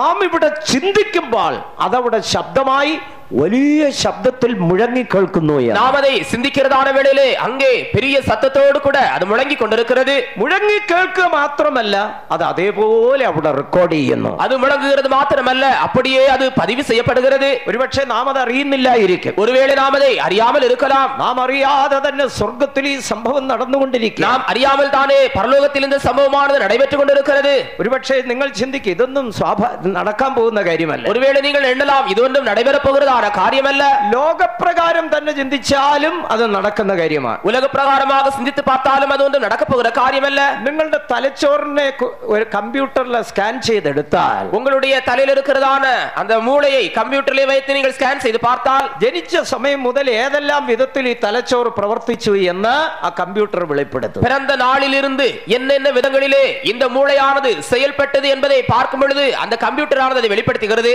ഞാൻ ഒരു സഭയിൽ ഇരിക്കുമ്പോൾ ഒരു വിശ്വാസിയുടെ മകന് ഒരു സ്കൂട്ടർ ആക്സിഡന്റ് ഉണ്ടായി. நான் ஒரு சபையிலே இருக்கிறதான வேளையிலே ஒரு விசுவாசியுடைய மகனுக்கு ஒரு ஸ்கூட்டர் ஆக்சிடென்ட் சம்பவித்தது. അവന്റെ തലയ്ക്ക് ഒരു ക്ഷതമുണ്ടായി. அவனுடைய தலைக்கு சிறிய சேதம் உண்டானது. അവന്റെ ബ്രെയിനെ പരിശോധിക്കുവാൻ മെഡിക്കൽ കോളേജിൽ കൊണ്ടുപോയി ഒരു കമ്പ്യൂട്ടറിൽ അതിനെ ചെക്ക് ചെയ്തു. அவனுடைய மூளையை பரிசோதிக்கும்படியாக ஒரு மெடிக்கல் காலேஜிலே கொண்டு சென்று அதை கம்ப்யூட்டரிலே வைத்தார்கள். തന്നെയും കൂട്ടിക്കൊണ്ട് തന്റെ പിതാവാണ് പോയത്. அவரை அழைத்துக் கொண்டு அவனுடைய தகப்பன் சென்றார். അപ്പോൾ തനിക്ക് 22 വയസ്സ് പ്രായമുണ്ട്. அப்பொழுது அவனுக்கு 22 வயதுதான் இருந்தது. ജനിച്ച സമയം മുതലുള്ള സകല റെക്കോർഡും ഈ കമ്പ്യൂട്ടറിലൂടെ വെളിപ്പെടുത്തി. பிறந்த நாளிலிருந்து காணப்பட்டதான எல்லா ரெக்கார்டுகளும் இந்த கம்ப்யூட்டர் மூலமாக வெளிப்பட்டதாம். അതിങ്ങനെ പേപ്പറിനകത്ത് വരയായിട്ട് ഇങ്ങനെ ലൈനായിട്ട് ഇങ്ങനെ ഉയർന്നും പൊങ്ങി ഉയർന്നും പൊങ്ങി. அது அந்த பேப்பருக்குள்ளே லைனாக அல்லது கோடுகளாக உயர்ந்து எழும்பி அப்படியே வந்து கொண்டிருக்கிறதாம். ഒത്തിരി നീളമുള്ള ഒരു പേപ്പർ, ஒரு நீளமான ஒரு பேப்பர். അദ്ദേഹം അത് എന്നെയും കാണിച്ചു. அவர் அதை என்னிடத்திலே காண்பித்தார். ഇതെല്ലാം കഷ്ട പറയുകയാണ് ഈ പിതാവിനോട്. 1.5 വയസ്സിൽ 2 വയസ്സിനും ഇടയ്ക്ക് 1.5 വയസ്സിനും 2 വയസ്സിനും ഇടയ്ക്ക് നിങ്ങളുടെ മകന് ഫിറ്റ്സ് വന്നിട്ടുണ്ട്. இவை எல்லாவற்றையும் பார்த்த பின்பு இந்த டாக்டர் தகப்பனை நோக்கி கேட்கிறார், உங்களுடைய மகனுக்கு 1.5 வயதுக்கு மேலே 2 வயதுக்குள்ளே ஏதாவது ஃபிட்ஸ் வந்ததா என்று கேட்டார். അപ്പൊ പിതാവ് പറഞ്ഞു, ഇല്ല, എനിക്ക് ഓർമ്മയില്ല, അങ്ങനൊന്നും സംഭവിച്ചായിട്ടേ ഓർക്കുന്നില്ല. அப்பொழுது தகப்பன், அப்படி ஒன்றும் இல்லையே, அப்படி எதுவும் நடந்ததாக எனக்கு ஞாபகம் இல்லை என்று சொன்னார். പക്ഷെ ഡോക്ടർ തീർത്തു പറഞ്ഞു, അങ്ങനൊന്നും സംഭവിച്ചിട്ടുണ്ട്. സംഭവിத்தது. എന്തായാലും താൻ വീട്ടിൽ വന്നു. അപ്പോൾ எப்படியோ அவர் வீட்டுக்கு வந்தார். വീട്ടിൽ വന്ന് തന്റെ ഭാര്യയോട് അല്ലെങ്കിൽ കുട്ടിയുടെ അമ്മയോട് ഈ ചരിത്രം പറഞ്ഞു.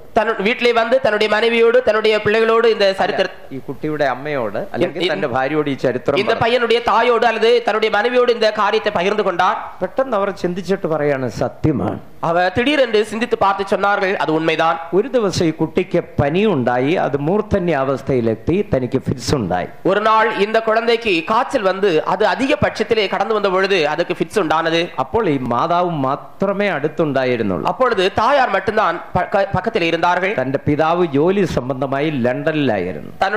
அவருடைய தகப்பன் வேலை நிமித்தமாக லண்டனில் இருந்தார். പക്ഷെ അമ്മ ഈ കാര്യം അപ്പനോട് പിതാവിനോട് പറഞ്ഞിരുന്നില്ല. ஆனால் தாய் இந்த காரியத்தை தகப்பனிடத்திலே சொல்லவில்லை. എന്നാൽ തന്റെ ബ്രെയിനിൽ അത് റെക്കോർഡ് ചെയ്തിരുന്നു. ஆனால் அவனுடைய மூளையிலே அது பதிவு செய்யப்பட்டிருந்ததாம். ദൈവത്തിന് സ്തോത്രം. தேவனுக்கு ஸ்தோத்திரம். ലോകപ്രകാരം തന്നെ ചിന്തിച്ചാൽ അങ്ങനെ സംഭവിക്കുന്നു. உலக பிரகாரமாகவே சிந்தித்தால் அப்படி ஒரு காரியம் சம்பவிக்கிறதே. മനുഷ്യന്റെ സകല ചിന്തകളും തൽസമയത്ത് സ്വർഗത്തിൽ വളരെ ശബ്ദത്തിൽ വെളിപ്പെടുന്നു എന്ന്. மனுஷனுடைய எல்லா விதமான எண்ணங்களும் அப்பொழுதே பரலோகத்திலே பதிவு செய்யப்பட்டு வைக்கப்படுகிறது. അത് അതേപോലെ അവിടെ റെക്കോർഡ് ചെയ്യപ്പെടും. அது அவ்விதமாகவே அங்கு பதிவு செய்யப்படுகிறது. ദൈവത്തിന് സ്തോത്രം. தேவனுக்கு ஸ்தோத்திரம். ഇന്ന് രാത്രിയിൽ വിലയിരുത്താമോ ദോഷം ചെയ്യുവാനുള്ള ആഗ്രഹം ജീവിതത്തിൽ ഉണ്ടോ എന്ന്. இன்றைக்கு இரவிலே நீங்கள் சிந்தித்து பார்க்கிறீர்களா, தீமை செய்யக்கூடியதான ஒரு ஆசை உங்களுடைய இருதயத்திலே காணப்படுகிறதா? ഒരുപക്ഷെ ദോഷം ചെയ്യുന്നില്ല, ஒருவேளை நீங்கள் தீமை செய்யாமல் இருக்கலாம். ദോഷം ചെയ്യുവാനുള്ള ആഗ്രഹം ജീവിതത്തിൽ ഉണ്ടെങ്കിൽ, தீமை செய்யக்கூடிய ஒரு ஆசை இருதயத்திலே இருக்குமையாகில், ദൈവത്തിന്റെ സന്നിധിയിൽ നിങ്ങളൊരു ദുഷ്ടൻ എന്ന് പ്രഖ്യാപിക്കപ്പെടും. தேவனுடைய சமூகத்திலே ஒரு துன்மார்க்கன் என்று நீங்கள் தீர்க்கப்படுவீர்கள். നമ്മുടെ ജീവിതത്തിൽ നിന്ന് അതിനുള്ള ആശ പോലും വേരോടെ പിഴുതു കളയണം. நம்முடைய காணப்படுகிற இப்படிப்பட்டதான ஆசைகள் கூட வேரோடு கூட பிடுங்கப்பட வேண்டும். ഈ ആശ എന്ന് പറയുന്ന ഒരു വേരിന് സമാനമാണ്. இந்த ஆசை என்று சொல்வது ஒரு வேறு கொப்பாக காணப்படுகிறது. വേര് പോലെ മണ്ണിനടിയിൽ മറഞ്ഞിരുന്നാൽ ഒരു സമയം വരുമ്പോൾ കിളിർത്തു വരും. வேறு போல அது மண்ணிற்குள்ளே மறைந்திருக்குமே ஆகில் ஒரு நேரம் வருகிறதான வேளையிலே அது துளிர் விட்டு வெளியே வரும். സദൃശവാക്യം 24 വാക്യം പഠിക്കുമ്പോൾ, நீதிமொழிகள் 24:20 நாம் வாசிக்கும் போது, ദുഷ്ടന്റെ വിളക്ക് കെട്ടുപോകുമെന്നാണ്. துன்மார்க்கனுடைய விளக்கு அணைந்து போகும். അതിന്റെ അർത്ഥം അവന് വെളിച്ചമില്ലാതെയായി പോകും. அதனுடைய அர்த்தம் என்னவென்றால் அவனுக்கு வெளிச்சம் இல்லாமல் போகும். ജീവിതത്തിൽ ദുഷ്ടതയും അശുദ്ധിയും പാപവും ഒരുവന്റെ ജീവിതത്തിൽ ഉണ്ടെങ്കിൽ, ஜீவியத்திலே துன்மார்க்கமும் அசுத்தமும் பாவமும் ஒருவனுக்குள்ளே உண்டாகும் பொழுது അവന്റെ വിളക്ക് കെട്ടുപോകുന്നു. அவனுடைய விளக்கு அணைந்து போகுமாம். എന്ന് പറഞ്ഞാൽ വെളിച്ചം അവനില്ലാതെയാകും. அப்படி சொன்னால் அவனுக்கு வெளிச்சம் இல்லாமல் போகும். എന്താണ് ഈ വെളിച്ചം എന്ന് പറയുന്നത്? இந்த வெளிச்சம் தான் என்று சொல்லப்படுகிறது. என்ன? ഒന്ന്, ദൈവത്തിന്റെ വചനം ദൈവത്തെ വെളിച്ചമെന്ന് പ്രസ്താവിക്കുന്നു. ஒன்று, தேவனுடைய வசனம் தேவனை வெளிச்சம் என்று வெளிப்படுத்துகிறது. ദൈവം അടുത്തുകൂടാത്ത വെളിച്ചത്തിൽ വസിക്കുന്നു. தேவன் ஒருவனும் சேரக்கூடாத ஒளியிலே வாசம் பண்ணுகிறவர். ദൈവത്തിന് സ്തോത്രം. தேவனுக்கு ஸ்தோத்திரம். വെളിച്ചം കെട്ടുപോവുക എന്ന് പറഞ്ഞാൽ ദൈവ സാന്നിധ്യം അവന് നഷ്ടമാകുന്നു. வெளிச்சம் விளக்கு அணைந்து போவது என்று சொல்வது தேவ சமூகம் அவனுக்கு நஷ்டமாக்கப்படுகிறது. ദൈവ സാന്നിധ്യം എന്ന് പറയുന്നത് അനുഭവിക്കാവുന്ന ഒന്നാണ്. தேவனுடைய சமூகம் என்று சொல்லப்படுகிறது அனுபவிக்கக்கூடிய ஒன்றே. അത് ജീവിതത്തിൽ അനുഭവിക്കാവുന്ന ഒന്നാണ്. அதை ஜீவியத்திலே அனுபவிக்கக்கூடிய ஒன்று. ദൈവത്തിന് സ്തോത്രം. தேவனுக்கு ஸ்தோத்திரம். ദൈവത്തെ മനുഷ്യന് കണ്ണുകൊണ്ട് കാണാവതല്ല. தேவனை மனிதன் கண்களினால் காண முடியாது. എന്തുകൊണ്ട് കാണാൻ പറ്റുന്നില്ല? ஏன் காண முடியாது? ദൈവത്തെ കാണുവാൻ ശക്തിയുള്ള കണ്ണ് ഈ ഭൂമിയിൽ ഒരു മനുഷ്യനുമില്ല. தேவனை பார்க்கக்கூடிய வல்லமை வாய்ந்ததான கண்கள் இந்த பூமியிலே ஒரு மனிதனுக்கும் கூட இல்லை. അത് മനസ്സിലാകാതാണ് ഇന്ന് മനുഷ്യൻ ചോദിക്കുന്ന, ദൈവത്തെ ഒന്ന് കാണിച്ചു തരാമോ? அதை விளங்கிக் கொள்ளாமல் தான் இன்றைக்கு மனுஷர்கள் கேட்கிறார்கள், தேவனை காட்டிக் கொடுக்க முடியுமா? ദൈവം എവിടെ, ഒന്ന് കാട്ടിത്തരാമോ? தேவன் எங்கே இருக்கிறார் என்பதை காண்பித்து கொடுக்க முடியுமா? ദൈവത്തിന് സ്തോത്രം. தேவனுக்கு ஸ்தோத்திரம். കാണിച്ചു തരാം. അതിന് ശക്തിയുള്ള ഒരു ഉപകരണവുമായിട്ട് വാപ്പ കാണിക്കാം. காட்டி தருகிறோம், ஆனால் அதற்கு வல்லமை வாய்ந்ததான ஒரு கருவியோடு கூட கடந்து வாருங்கள். അപ്പൊ പറയാ, ഞങ്ങളുടെ കണ്ണുകൊണ്ട് കാണാം. അതുകൊണ്ട് വന്ന് നോക്കാം കാണാൻ പറ്റുമോ എന്ന്. அப்பொழுது தெரியும், കண்களினாலே அதை வந்து பார்க்க முடியுமா என்று. ചെല്ലു പറയും, ഞങ്ങൾക്കുണ്ട് ഉപകരണം, ഞങ്ങളുടെ കണ്ണെന്നാ പറയുന്നത്. ഞങ്ങൾക്ക് ദൈവത്തെ കാണാനുള്ള ഉപകരണം ഞങ്ങളുടെ കണ്ണ്, தேவனை காணக்கூடியதான கருவி எங்களுடைய கண்கள் என்று தான் சிலர் சொல்லுகிறார்கள். ഇതുകൊണ്ടൊന്ന് നോക്കുക, അപ്പോഴറിയാം അതിന്റെ ഫലം. இதை கொண்டு நீங்கள் பாருங்கள், அப்பொழுது அதனுடைய பலன் தெரியும். ദൈവത്തെ നോക്കണ്ട, ദൈവം സൃഷ്ടിച്ച ഈ സൂര്യനെ ഒരു 5 മിനിറ്റ് നോക്കിക്കുക. தேவனை பார்க்க வேண்டாம், தேவனால் உண்டாக்கப்பட்ட இந்த சூரியனை 5 நிமிடங்கள் நோக்கி பாருங்கள். ഈ നഗ്നനേത്രങ്ങൾ കൊണ്ട് അരമണിക്കൂർ സൂര്യനെ നോക്കി നിന്നാൽ, இந்த കண்களினாலே അര മണി നേരം സൂര്യനെ നിങ്ങൾ பார்த்து கொண்டு நிற்பீர்களானால், ഈ കണ്ണിന്റെ ശക്തി ക്ഷയിച്ചു പോകും, ഇല്ലാതെയായി. இந்த கண்ணினுடைய வல்லமையானது குண்டி இல்லாமல் போய்விடும். ഈ സൂര്യന് അത്രമാത്രം ശക്തി ഉണ്ടെങ്കിൽ, இந்த சூரியனுக்கு அவ்வளவு தூரம் வல்லமை காணப்படுமையாகில், ഈ സൂര്യനെയും ഈ നക്ഷത്രങ്ങളെയും സൃഷ്ടിച്ച കോടി സൂര്യപ്രഭയുള്ള ദൈവത്തെ മനുഷ്യൻ എങ്ങനെ കാണാൻ കഴിയും? இந்த சூரியனையும் கோடிக்கணக்கான நட்சத்திரங்களை உண்டாக்கிறதான கோடி மகிமையான அந்த மகிமையுள்ளதான தேவனை எப்படி காண முடியும்? ഈ കണ്ണുകൊണ്ട് കാണാവതല്ല, இந்த கண்களினால் காண முடியாது. പക്ഷേ ദൈവത്തിന്റെ സാന്നിധ്യത്തെ നാം അനുഭവിക്കുന്നു. ஆனாலோ தேவனுடைய சமூகத்தை அவன் அனுபவிக்க முடியும். നിങ്ങൾ ദൈവ സന്നിധിയിലാണ് ജീവിക്കുന്നതെങ്കിൽ തീർച്ചയായും അത് അനുഭവിപ്പാൻ കഴിയും. நீங்கள் தேவ சமூகத்திலே ஜீவிப்பீர்களே ஆகில் நிச்சயமாக அதை அனுபவிக்க முடியும். ഇപ്പോൾ നിങ്ങൾ ദൈവ സന്നിധിയിലാണ് ഇരിക്കുന്നത്. இப்பொழுது நீங்கள் தேவனுடைய சமூகத்தில் தான் இருக்கிறீர்கள். ദൈവത്തിന്റെ സാന്നിധ്യത്തെ നിങ്ങൾ അനുഭവിച്ചുകൊണ്ടിരിക്കുകയാണ്. தேவனுடைய சமூகத்தை நீங்கள் அனுபவித்துக் கொண்டிருக்கிறீர்கள். നിങ്ങൾ പാർക്കുന്ന ഭവനത്തിൽ ദൈവം വസിക്കുന്നെങ്കിൽ, நீங்கள் வசிக்கிறதான வீட்டிலே தேவன் வாசம் பண்ணுவாரானால், തീർച്ചയായും ദൈവ സാന്നിധ്യത്തെ നിങ്ങളുടെ ഭവനത്തിൽ നിങ്ങൾക്ക് അനുഭവിപ്പാൻ കഴിയും. நிச்சயமாக தேவனுடைய சமூகத்தை உங்களுடைய வீடுகளிலே நீங்கள் அனுபவிக்க முடியும். ജീവിതത്തിൽ ദുഷ്ടതയുണ്ടെങ്കിൽ ദൈവ സാന്നിധ്യം നഷ്ടപ്പെടുന്നു. ஜீவியத்திலே துன்மார்க்கம் காணப்படும் இருக்குமேயாகில் தேவ சமூகம் நஷ்டப்பட்டு போகும். അവന്റെ വിളക്ക് കെട്ടുപോകുന്നു. அவருடைய விளக்கு அணைந்து போகும். പിന്നെ ദൈവത്തെ കൂടാതെയുള്ള ജീവിതമാണ്. அதன் பின்பு தேவன் இல்லாத ஒரு ஜீவியம். ഈ വെളിച്ചം എന്ന് പറയുമ്പോൾ രണ്ടാമത് അത് യേശുവിനെ കാണിക്കുന്നു. இந்த வெளிச்சம் என்று சொல்லுவது இரண்டாவதாக அது இயேசுவை காண்பிக்கிறது. യേശു പറയുന്നു ഞാൻ ലോകത്തിന്റെ വെളിച്ചമാകും. இயேசு சொல்லுகிறார் நான் உலகத்திற்கு ஒளியாயிருக்கிறேன். ജീവ വെളിച്ചമാകുന്നു. ஜீவ ஒளி என்று சொல்லுகிறார். എന്നെ കാണുന്നവൻ ഒരിക്കലും ഇരുട്ടിൽ നടക്കാതെ ജീവന്റെ വെളിച്ചമുള്ളവനാകും. என்னை பின்பற்றுகிறவன் ஒருபோதும் இருளிலே நடவாமல் ஜீவ ஒளியை அடைந்திருப்பான். യഥാർത്ഥമായി മനുഷ്യന്റെ ജീവിതത്തെ പ്രകാശിപ്പിക്കുന്ന വെളിച്ചമാണ് ക്രിസ്തു. உண்மையாகவே மனுஷனுடைய வாழ்க்கையை பிரகாசிப்பிக்கிறதான வெளிச்சம்தான் கிறிஸ்து. പക്ഷേ ക്രിസ്തുവിനെ വെളിച്ചമായി ലോകത്തിന് കാണാൻ കഴിയാത്തത്, ஆனால் கிறிஸ்துவை வெளிச்சமாக உலகம் காண முடியாமல் இருப்பது അവരുടെ ദുഷ്ടത നിമിത്തമാണ്. அவருடைய துன்மார்க்கத்தின் நிமித்தமாகவே. ലോക മനുഷ്യന്റെ ദുഷ്ടത നിമിത്തം വെളിച്ചമാകുന്ന ക്രിസ്തുവിനെ തിരിച്ചറിയാൻ കഴിയാതെ இந்த உலகத்தாருடைய துன்மார்க்க வாழ்க்கை நிமித்தமாக கிறிஸ்துவை கிறிஸ்துவாக காண முடியாமல் இருக்கிறார்கள். വെളിച്ചം നഷ്ടപ്പെട്ടതിനാൽ ഇരുട്ടിൽ നടക്കുന്നു. வெளிச்சம் அணைந்து போனபடினாலே இருளிலே நடக்கிறார்கள். ദുഷ്ടന്റെ വിളക്ക് കെട്ടുപോകുമെന്ന്. துன்மார்க்கனுடைய விளக்கு அணைந்து போகும். അടുത്തതായി വെളിച്ചം എന്ന് പറയുമ്പോൾ ദൈവവചനത്തെ കാണിക്കുന്നു. அடுத்ததாக வெளிச்சம் என்று சொல்லப்படும் பொழுது தேவனுடைய வசனத்தை காண்பிக்கிறது. നിന്റെ വചനം എന്റെ കാലിന് ദീപവും പാതയ്ക്ക് വെളിച്ചവുമാണ്. உம்முடைய வசனம் என் கால்களுக்கு தீபமும் என் பாதைக்கு வெளிச்சமுமாயிருக்கிறது. ജീവിതത്തിലെ ദുഷ്ടത നിമിത്തം ദൈവവചനത്തെ തിരിച്ചറിയാൻ കഴിയാതെ പോകും. ஜீவியத்தினுடைய துன்மார்க்கத்தின் நிமித்தமாக தேவ வசனத்தை பகுத்தறிய முடியாமல் இருக்கிறார்கள். എന്താണ് ഈ ദൈവത്തിന്റെ വചനം എന്ന് പറയുന്നത്? ஐயா தேவனுடைய வசனம் என்று சொல்லப்படுகிறது என்ன? അതിനെ രണ്ട് നിലയിൽ പഠിക്കണം. அதை இரண்டு நிலவரங்களிலே நாம் படிக்கிறோம். ഒന്ന് ഉപദേശം. ஒன்று உபதேசம். ജീവിതത്തിലെ ദുഷ്ടത നിമിത്തമായി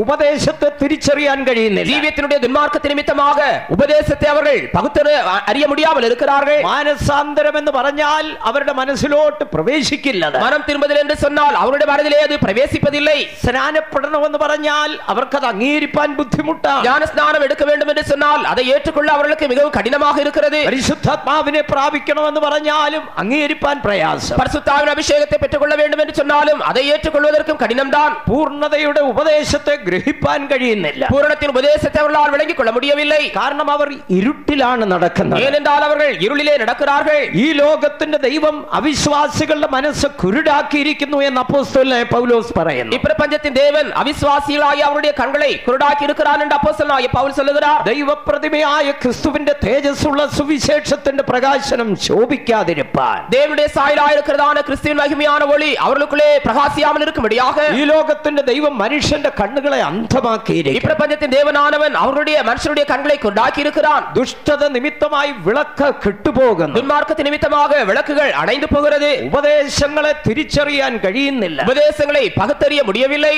എന്നാൽ ദൈവം നമ്മുടെ കണ്ണുകളെ തുറന്നതിനാൽ, ஆனாலோ தேவன் நம்முடைய கண்களை திறந்தபடியினால் ദൈവവചനത്തിലെ സത്യങ്ങളെ ഗ്രഹിപ്പാൻ നമുക്ക് ഭാഗ്യമുണ്ടായി. தேவவசனத்தினுடைய சத்தியங்களை விளங்கிக் கொள்ளும்படியான பாக்கியம் நமக்கு கிடைத்தது. രക്ഷിക്കപ്പെടാൻ ഭാഗ്യമുണ്ടായി. ரட்சிக்கப்படும்படியான பாக்கியம் கிடைத்தது. സ്നാനമേൽക്കുവാൻ ഭാഗ്യമുണ്ടായി. ஞானஸ்நானம் எடுக்கும்படியான பாக்கியம் கிடைத்தது. പരിശുദ്ധാത്മാവിനെ പ്രാപിപ്പാൻ ഭാഗ്യമുണ്ടായി. பரிசுத்தாவின் அபிஷேகத்தை பெற்றுக்கொள்ளும்படியான பாக்கியம் கிடைத்தது. അപ്പോസ്തലിക കൂട്ടായ്മ ആചരിപ്പാൻ ഭാഗ്യമുണ്ടായി. அப்போஸ்தலருடைய ஐக்கியத்திலே கடந்து வரும்படியான பாக்கியம் கிடைத்தது. വിശുദ്ധന്മാർ ആരാണെന്ന് കാണുവാൻ ഭാഗ്യമുണ്ടായി. பரிசுத்தவான்கள் யார் என்பதை காணும்படியான பாக்கியம் கிடைத்தது. ദൈവത്തിന്റെ വചനമാകുന്ന വെളിച്ചത്തെ കാണാൻ ഭാഗ്യമുണ്ടായി. தேவனுடைய வசனமாகிய வெளிச்சத்தை காணக்கூடிய பாக்கியம் கிடைத்தது. കാണുക മാത്രമല്ല, നാം ഇന്ന് വെളിച്ചത്തിൽ നടക്കുന്നു. காண்கிறது மட்டுமல்ல, நாம் இன்று வெளிச்சத்திலே நடக்கிறோம். ഈ വിശുദ്ധന്മാരെ എന്താണ് പറയുന്നത്? இந்த பரிசுத்தவான்கள் என்ன சொல்லுகிறார்கள்? വെളിച്ചത്തിലുള്ള വിശുദ്ധന്മാർ, ஒளியில் உள்ளதான பரிசுத்தவான்கள். കരങ്ങളെ ഉയർത്തി ഹല്ലേലൂയ പറഞ്ഞോട്ടെ. ஹல்லேலூயா. ദൈവത്തിന് മഹത്വം ഉണ്ടാകട്ടെ. தேவனுக்கு மகிமை உண்டாவதாக. ദുഷ്ടന്മാരുടെ വിളക്ക് കെട്ടുപോകുന്നു. துன்மார்க்கருடைய விளக்கு அணைந்து போகும். അവരുടെ പാത എപ്പോഴും ഇരുട്ടിൽ. அவருடைய பாதை எப்போதும் இருளிலே தான் காணப்படும். അവരുടെ പാതയിൽ വെളിച്ചമില്ല, തപ്പിത്തടയുന്നു. அவர்களுடைய பாதையிலே வெளிச்சம் இல்லை, அவர்கள் தடவி கொண்டிருக்கிறார்கள். വിളക്ക് കെട്ടുപോകുന്നതുകൊണ്ട് വേറൊരു ദോഷം കൂടെ ഉണ്ട്. விளக்கு அணைந்து போகிறபடினாலே இன்னொரு தீமை கூட நடக்கிறது. മുമ്പിൽ എന്താണ് വന്നു നിൽക്കുന്നതെന്ന് കാണാൻ കഴിയുന്നില്ല. முன்னே என்ன வந்து நிற்கிறது என்பதை காணக்கூட முடியவில்லை. മുൻപിൽ വലിയ കുഴി കുഴിയാണോ, முன்னே பெரிய குழி இருக்கிறதா, അതോ ഉയർന്ന മലയാണോ, அல்லது உயர்ந்த மலை இருக்கிறதா? മുമ്പോട്ട് പോയാൽ തട്ടി താഴെ വീഴുമോ, முன்னே சென்றால் கால் தட்டி கீழே விழுவோமா, മുമ്പോട്ട് പോയാൽ കുഴിയിൽ വീഴുമോ, முன்னே சென்றால் குழியிலே விழுவோமா? വിളക്ക് കെട്ടുപോയാൽ ഇതൊന്നും അറിയത്തില്ല. விளக்கு அணைந்து போனால் இதை ஒன்றும் அறிந்து கொள்ள முடியாது. അറിയാതെ എവിടെങ്കിലും പോയി തട്ടി താഴെ വീഴുന്നു. அறியாமல் எங்கேயோ போய் கால் தட்டி கீழே விழுகிறார்கள். എന്താണ് അതിന്റെ അർത്ഥം? அதனுடைய அர்த்தம் தான் என்ன? ജീവിതത്തിലെ വെളിച്ചം പോയി പോകുമ്പോൾ, ஜீவியத்தினுடைய வெளிச்சம் போகும்போது ഭാവിയെ കുറിച്ച് ഒരു ദർശനമില്ല, வருங்காலத்தை குறித்ததான வெளிப்படுத்தல் இல்லை. എന്നാൽ ഒരു നീതിമാന് ഭാവിയെ കുറിച്ച് ഏറിയ നിശ്ചയമുണ്ട്. ஆனாலும் ஒரு நீதிமானுக்கு வருங்காலத்தை குறித்ததான ஒரு நிச்சயம் உண்டு. അടുത്ത ദിവസം എന്ത് സംഭവിക്കുമെന്ന് അവന് നല്ല നിശ്ചയമുണ്ട്. நாளை என்ன நடைபெற போகிறது என்பதை குறித்து நல்ல நிச்சயம் அவனுக்கு உண்டு. അവൻ എവിടേക്ക് പോകുന്നു, அவன் எங்கே செல்கிறான், അവർ എവിടെ പോയി ചേരും, அவர்கள் எங்கே போய் சேருகிறார்கள், ഏറിയ നിശ്ചയം, அப்படிப்பட்டதான பயங்கரமான நிச்சயம் இருக்கிறது. പൗലോസ് എന്താ പറയുന്നത്? அப்போஸ்தலனாகிய பவுல் என்ன சொல்லுகிறார்? നിശ്ചയമില്ലാതെ വണ്ണമല്ല ഞാൻ ഓടുന്നത്, நான் நிச்சயமில்லாதவனாக ஓட மாட்டேன். ആകാശത്തെ കുത്തും പോലെ മുഷ്ടിയുദ്ധം ചെയ്യുന്നില്ല, ஆகாயத்தை அடிக்கிறவனாக நான் சிலம்பம் பண்ணுவதில்லை. എന്റെ ജീവിതത്തെ കുറിച്ച് എനിക്ക് ഏറിയ നിശ്ചയമുണ്ട്. என்னுடைய ஜீவியத்தை குறித்து எனக்கு மிகவும் நிச்சயம் இருக்கிறது. തന്റെ ജീവിതത്തിന്റെ അന്ത്യ നിമിഷങ്ങളിൽ ആ നിശ്ചയത്തെ വെളിപ്പെടുത്തുകയാണ്. அவர் தன்னுடைய ஜீவியத்தினுடைய கடைசி நாட்களிலே நிச்சயத்தை குறித்து வெளிப்படுத்துகிறார். ഞാൻ നല്ല പോർ പൊരുതു, நான் நல்ல போராட்டத்தை போராடினேன், ഞാൻ ഓട്ടം തികച്ചു, நான் ஓட்டத்தை முடித்தேன், നീതിയുടെ കിരീടം എനിക്കായി വെച്ചിരിക്കുന്നു, நீதியின் கிரீடம் எனக்காக வைக்கப்பட்டிருக்கிறது, ഞാൻ എന്റെ വിശ്വാസത്തെ സൂക്ഷിച്ചു, நான் என் விசுவாசத்தை காத்துக்கொண்டேன், അതുകൊണ്ട് നീതിയുടെ കിരീടം എനിക്ക് ലഭിക്കും. ஆகினால் நீதியின் கிரீடம் எனக்கு கிடைக்கும். താൻ നല്ല ഉറപ്പോടാണ് പറയുന്നത്. ஆகினால் அவர் உறுதியாக சொல்லுகிறார். തന്റെ ഭാവിയെ കുറിച്ച് തനിക്ക് നല്ല നിശ്ചയമുണ്ട്. அவருடைய வருங்காலத்தை குறித்து நல்ல ஒரு நிச்சயம் அவருக்கு காணப்பட்டது. ഒരു സിംഹാസനം എനിക്കായി വെച്ചിരിക്കുന്നു, இதோ எனக்காக ஒரு சிங்காசனம் வைக்கப்பட்டிருக்கிறது, ഇതോ ഒരു കിരീടം എനിക്കായി இதோ വെച്ചിരിക്കുന്നു, ஒரு கிரீடம் எனக்காக வைக்கப்பட்டிருக்கிறது, ഇതോ ഒരു തേജസ് എനിക്കായി இதோ വെച്ചിരിക്കുന്നു. ஒரு மகிமை எனக்காக வைக்கப்பட்டிருக்கிறது. ആ നിശ്ചയം എങ്ങനെയാ ഉണ്ടായത്? அந்த நிச்சயம் எப்படி உண்டானது? താൻ വെളിച്ചത്തിൽ ജീവിച്ചതുകൊണ്ട്. அவர் வெளிச்சத்திலே ஜீவித்தபடியினால் നീതിമാന് തന്റെ പാതയിൽ പ്രകാശമുണ്ട്. நீதிமான் தன்னுடைய பாதையிலே பிரகாசம் உண்டாயிருக்கிறது. ദൈവവചനത്തിൽ ഇനിയും ദുഷ്ടന്മാരെ കുറിച്ച് വളരെ പറയുന്നു. தேவசனத்திலே இன்னும் துன்மார்க்கரை குறித்து அதிகமாக சொல்லப்பட்டிருக்கிறது. ദൈവത്തിന് സ്തോത്രം. தேவனுக்கு ஸ்தோத்திரம். നീ നീതിമാന്മാരെ കുറിച്ച് ചിന്തിക്കുമ്പോൾ இனிமேல் நீதிமான்களை குறித்து சிந்திக்கும்போது ആരാണ് നീതിമാന്മാർ? நீதிமான்கள் யார்? ദൈവത്തിന് സ്തോത്രം. தேவனுக்கு ஸ்தோத்திரம். ദൈവത്തിന്റെ വചനം പഠിക്കുമ്പോൾ യഥാർത്ഥ നീതിമാൻ ആരാണെന്ന് മനസ്സിലാക്കാൻ தேவனுடைய வசனத்தை படிக்கும்போது உண்மையான ஆரம்பத்திலே நான் சொன்னேன், இங்கே இருக்கிறதான நீதிமான்கள் எல்லாரும் கரத்தை உயர்த்தி அல்லேலியா சொல்லுங்கள் என்று சொன்னால் 3 அல்லேலியா சொல்லுவீர்கள். ദൈവത്തിന് സ്തോത്രം. தேவனுக்கு ஸ்தோத்திரம். അല്ല, നമ്മളെല്ലാം നീതിമാന്മാരാണെന്നാണ് വിശ്വാസം. நாம் எல்லாரும் நீதிமான்கள் என்கிறதான விசுவாசம் நமக்கு இருக்கிறது. ദൈവവചനം പഠിക്കുമ്പോഴാണ് ആരാണ് നീതിമാൻ എന്ന് വെളിപ്പെടുന്നത്. ஆனால் தேவனுடைய வசனத்தை படிக்கும்போது தான் யார் நீதிமான்கள் என்பதை விளங்கிக் கொள்ள முடியும். ദൈവത്തിന് സ്തോത്രം. தேவனுக்கு ஸ்தோத்திரம். റോമാലേഖനത്തിൽ നാം വായിക്കുമ്പോൾ ரோமர் நிருபத்திலே நாம் வாசிக்கும் பொழுது നീതിമാൻ ആരുമില്ല. അതിന്റെ 3-ാം അധ്യായത്തിലെ വായിക്കുകയാണ്, 3-ന്റെ 10-ാം വാക്യം. റോമാലേഖനം 3-ാം അധ്യായം 10-ാം വാക്യം പഠിക്കുമ്പോൾ ரோமர் நிருபம் 3-ாம் அதிகாரம் 10-ாம் வசனத்தை வாசிக்கும் போது നീതിമാൻ ആരുമില്ല, நீதிமான் ஒருவனாகிலும் இல்லை, ഒരുത്തൻ പോലുമില്ല. ஒருவனும் கூட இல்லை. അങ്ങനെയാണെങ്കിൽ ആർക്കും ഒരു പ്രതീക്ഷയ്ക്കും വകയില്ലല്ലോ. அப்படியானால் யாருக்குமே எந்த விதமான எதிர்பார்ப்புக்கும் இடமில்லை. എന്താണ് അതിന്റെ അർത്ഥം? அதனுடைய அர்த்தம் தான் என்ன? ജന്മനാ നീതിമാൻ എന്ന് അവകാശപ്പെടാൻ ആർക്കും കഴിയില്ല. பிறவியிலேயே நீதிமான் என்று உரிமை பாராட்டுவதற்கு ஒருவருக்கு முடியாது. 3-ന്റെ 23-ാം വാക്യം പഠിക്കുമ്പോൾ 3:23 வாசிக்கும் போது ഒരു വ്യത്യാസവുമില്ല, എല്ലാവരും പാപം ചെയ്ത് ദൈവ തേജസ് നഷ്ടമാക്കി, எல்லாரும் பாவம் செய்து தேவ மகிமை அற்றவர்களானார்கள். ജന്മന ആരും നീതിമാനല്ല. பிறவியிலேயே ஒருவனும் நீதிமான் இல்லை. ഞാൻ ഇന്ന കുടുംബത്തിൽ ജനിച്ചതുകൊണ്ട് ഞാനൊരു നീതിമാൻ എന്ന് അവകാശപ്പെടാൻ ആർക്കും കഴിയില്ല. நான் இந்த குடும்பத்திலே பிறந்தபடியினாலேயே ஒரு நீதிமான் என்று உரிமை பாராட்டுவதற்கு ஒருவருக்கு முடியாது. അതിന് യാതൊരു വ്യത്യാസവുമില്ല. அதிலே எந்த விதமான வித்தியாசமும் இல்லை. ഉയർന്നവനെന്നോ താണവനെന്നോ കറുത്തവനെന്നോ വെളുത്തവനെന്നോ വ്യത്യാസമില്ല. உயர்ந்தவன் என்றோ தாழ்ந்தவன் என்றோ கருப்பானவன் என்றோ வெண்மையானவன் என்றோ வித்தியாசம் இல்லை. ദൈവത്തിന്റെ സന്നിധിയിൽ ദൈവത്തിന്റെ മുൻപാകെ നീതിമാൻ ആരുമില്ല. தேவனுடைய சமூகத்திலே அவருடைய சன்னிதானத்தில் நீதிமான் ஒருவனும் இல்லை. പിന്നെ നീതിമാന്മാർ എന്ന് പറയുന്നത് ആരെക്കുറിച്ചാണ്? அப்படியானால் நீதிமான்கள் என்று சொல்லப்படுகிறது யாரை குறித்து? അവർ ദൈവത്തിന്റെ പ്രമാണം അനുസരിച്ച് നീതിമാന്മാരാക്കപ്പെട്ടവരാണ്. அவர்கள் தேவனுடைய பிரமாணத்திற்கு கீழ்ப்படிந்து நீதிமான்களாக மாற்றப்பட்டவர்கள். ദൈവത്തിന് സ്തോത്രം. தேவனுக்கு ஸ்தோத்திரம். ഒരുവൻ നീതിമാനാക്കപ്പെടുന്നത് എങ്ങനെയാണ്? ஒருவன் எவ்விதமாக நீதிமானாக மாற்றப்பட முடியும்? പലരും നീതിമാന്മാരാക്കപ്പെടുന്ന പല വിധത്തിൽ നീതിമാന്മാരാക്കപ്പെടുവാൻ പല മാർഗങ്ങൾ തേടുന്നു. பலரும் நீதிமான்களாக மாற்றப்படும்படியாக பல வழிகளை தேடுகிறார்கள். റോമാലേഖനം 3-ാം അധ്യായം ഈ 20-ാം വാക്യം പഠിക്കുമ്പോൾ ரோமர் நிருபம் 3ஆம் அதிகாரம் 20ஆம் வசனத்தை வாசிக்கும் பொழுது അവിടെ അപ്പോസ്തലനായ പൗലോസ് പറയുന്നു, அங்கே அப்போஸ்தலனாகிய பவுல் சொல்லுகிறான், അതുകൊണ്ട് ന്യായപ്രമാണത്തിന്റെ പ്രവൃത്തികളാൽ ഒരു ജഡവും അവന്റെ സന്നിധിയിൽ നീതീകരിക്കപ്പെടുകയില്ല. இப்படி இருக்க நியாயப்பிரமாணத்தினால் வருகிறபடினால் எந்த மனுஷன் நியாயப்பிரமாணத்தின் கிரியைகளினாலே தேவனுக்கு முன்பாக நீதிமானாக்கப்படுவதில்லை. ന്യായപ്രമാണത്തിന്റെ പ്രവൃത്തികളാൽ നീതീകരിക്കപ്പെടാവതല്ല. நியாயப்பிரமாணத்தின் கிரியைகளினாலே அவன் நீதிமானாக்கப்பட முடியாது. എന്താണ് അതിന്റെ അർത്ഥം? அதனுடைய அர்த்தம் தான் என்ன?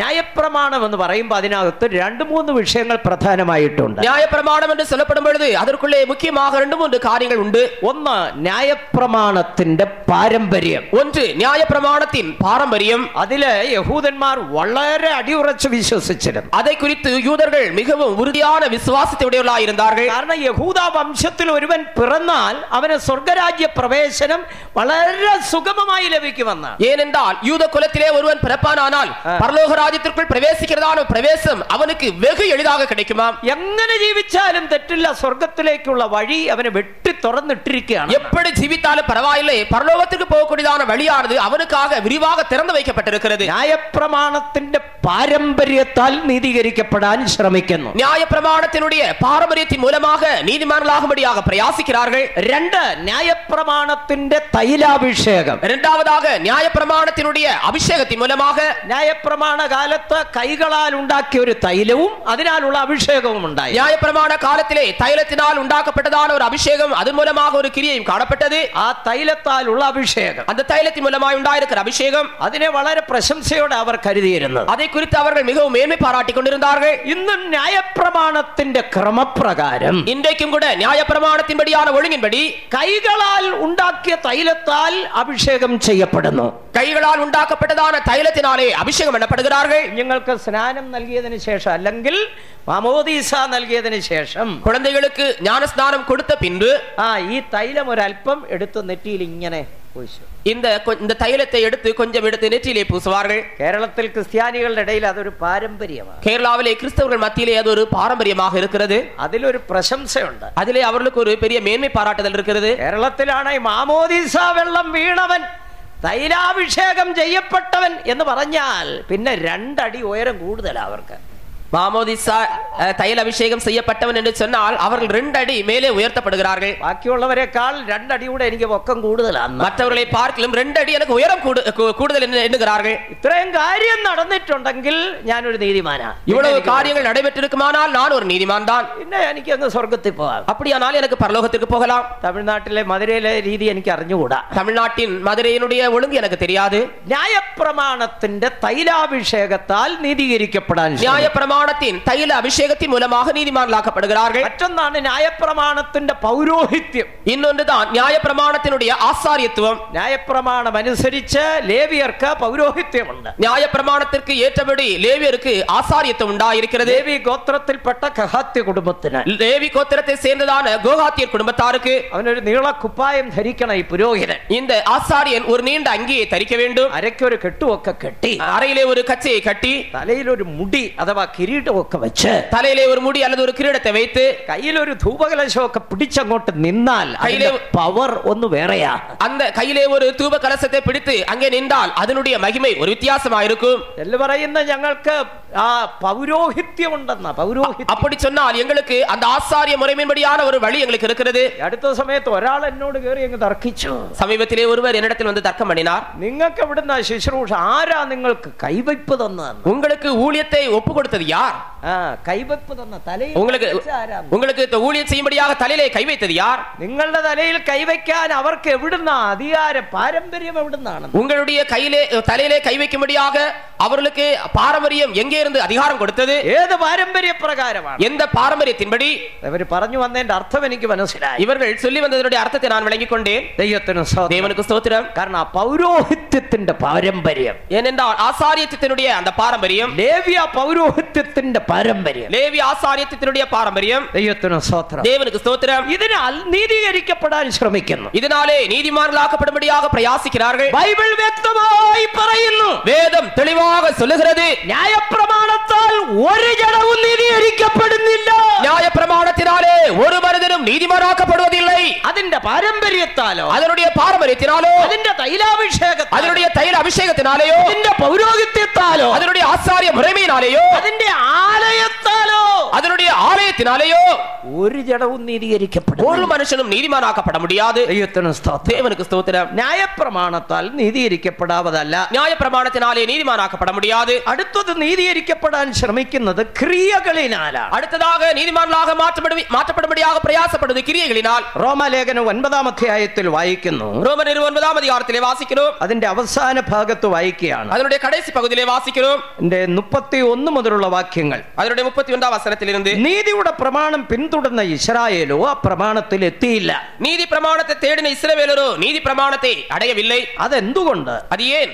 വിശ്വാസത്താലല്ല, പ്രവർത്തികളാൽ അന്വേഷിച്ചത് കൊണ്ട് തന്നെ. அவர்கள் விசுவாசத்தினால் அதை தேடவில்லை, கிரியைகளினாலே அதை தேடினார்கள். അവർ ഇടർച്ച കല്ലിന്മേൽ തട്ടി ഇടറി. அவர்கள் இடறுதற்கான கல்லிலே இடறினார்கள். ഇവിടെ അപ്പോസ്തലൻ പറയുകയാണ്, വിശ്വാസത്താലല്ല പ്രവർത്തികളാൽ നീതീകരിക്കപ്പെടാൻ ശ്രമിക്കുന്നു. இங்கே அப்போஸ்தலன் சொல்லுகிறார், விசுவாசத்தினால் அல்ல கிரியைகளினாலே நீதிமான்களாக்கப்படும்படியாக பிரயாசப்படுகிறார்கள். നീതിയുടെ പ്രമാണത്തെ പിന്തുടർന്ന ഇസ്രായേൽ, நீதி பிரமாணத்தை பின்பற்றினதான இஸ்ரவேலர்கள், അവർ പ്രവർത്തികളാൽ നീതീകരിക്കപ്പെടാൻ ശ്രമിക്കുന്നു. அவர்கள் கிரியைகளினாலே நீதிமான்களாக்கப்படும்படியாக பிரயாசப்படுகிறார்கள். അതുകൊണ്ട് അവർക്ക് ആ നീതിയിൽ എത്താൻ കഴിഞ്ഞില്ല. ஆகையினால் அவர்கள் அந்த நீதியை பிடிக்க முடியவில்லை. അവർ ഇടർച്ച കല്ലിന്മേൽ തട്ടി ഇടറിയും. அவர்கள் இடறுதற்கான கல்லிலே இடறினார்கள். ഏതാണ് ആ ഇടർച്ച കല്ല്? அந்த இடறுதற்கான கல் தான் எது? സിയോനിൽ വയ്ക്കപ്പെട്ട ഇടർച്ചക്കല്ലും തടങ്കൽ പാറയുമാകുന്ന ക്രിസ്തു. சியோனிலே வைக்கப்பட்டதான இடறுதற்குரியதான அந்த கிறிஸ்துவாகிய அவர். ദൈവത്തിന് സ്തോത്രം. தேவனுக்கு ஸ்தோத்திரம். ഈ കല്ലിനെ പിതാവായ ദൈവം സിയോനിൽ ഇട്ടിരിക്കുന്നു. இந்த கல்லை பிதாவாகிய தேவன் சியோனிலே வைத்திருக்கிறார். വിശ്വസിക്കുന്നവർക്ക് ഈ കല്ല് മൂലക്കല്ലായി തീർന്നിരിക്കുന്നു. விசுவாசிக்கிறவர்களுக்கு இந்த கல் மூலைக்கல்லாய் மாற்றப்பட்டிருக்கிறது. ദൈവത്തിന് സ്തോത്രം. தேவனுக்கு ஸ்தோத்திரம். എന്നാൽ പ്രവർത്തികളാൽ നീതീകരിക്കപ്പെടുവാൻ ശ്രമിക്കുന്നവർക്ക് மூலமாக நீதிமான்களாக மாற்றப்படும்படியாக விரும்புகிறவர்களுக்கு இது இடறுதற்கு ஏதுவான கல்லாய் காணப்படுகிறது. ദൈവത്തിന് സ്തോത്രം. தேவனுக்கு ஸ்தோத்திரம். എന്താണ് പ്രവൃത്തി? அந்த கிரியை தான் என்ன?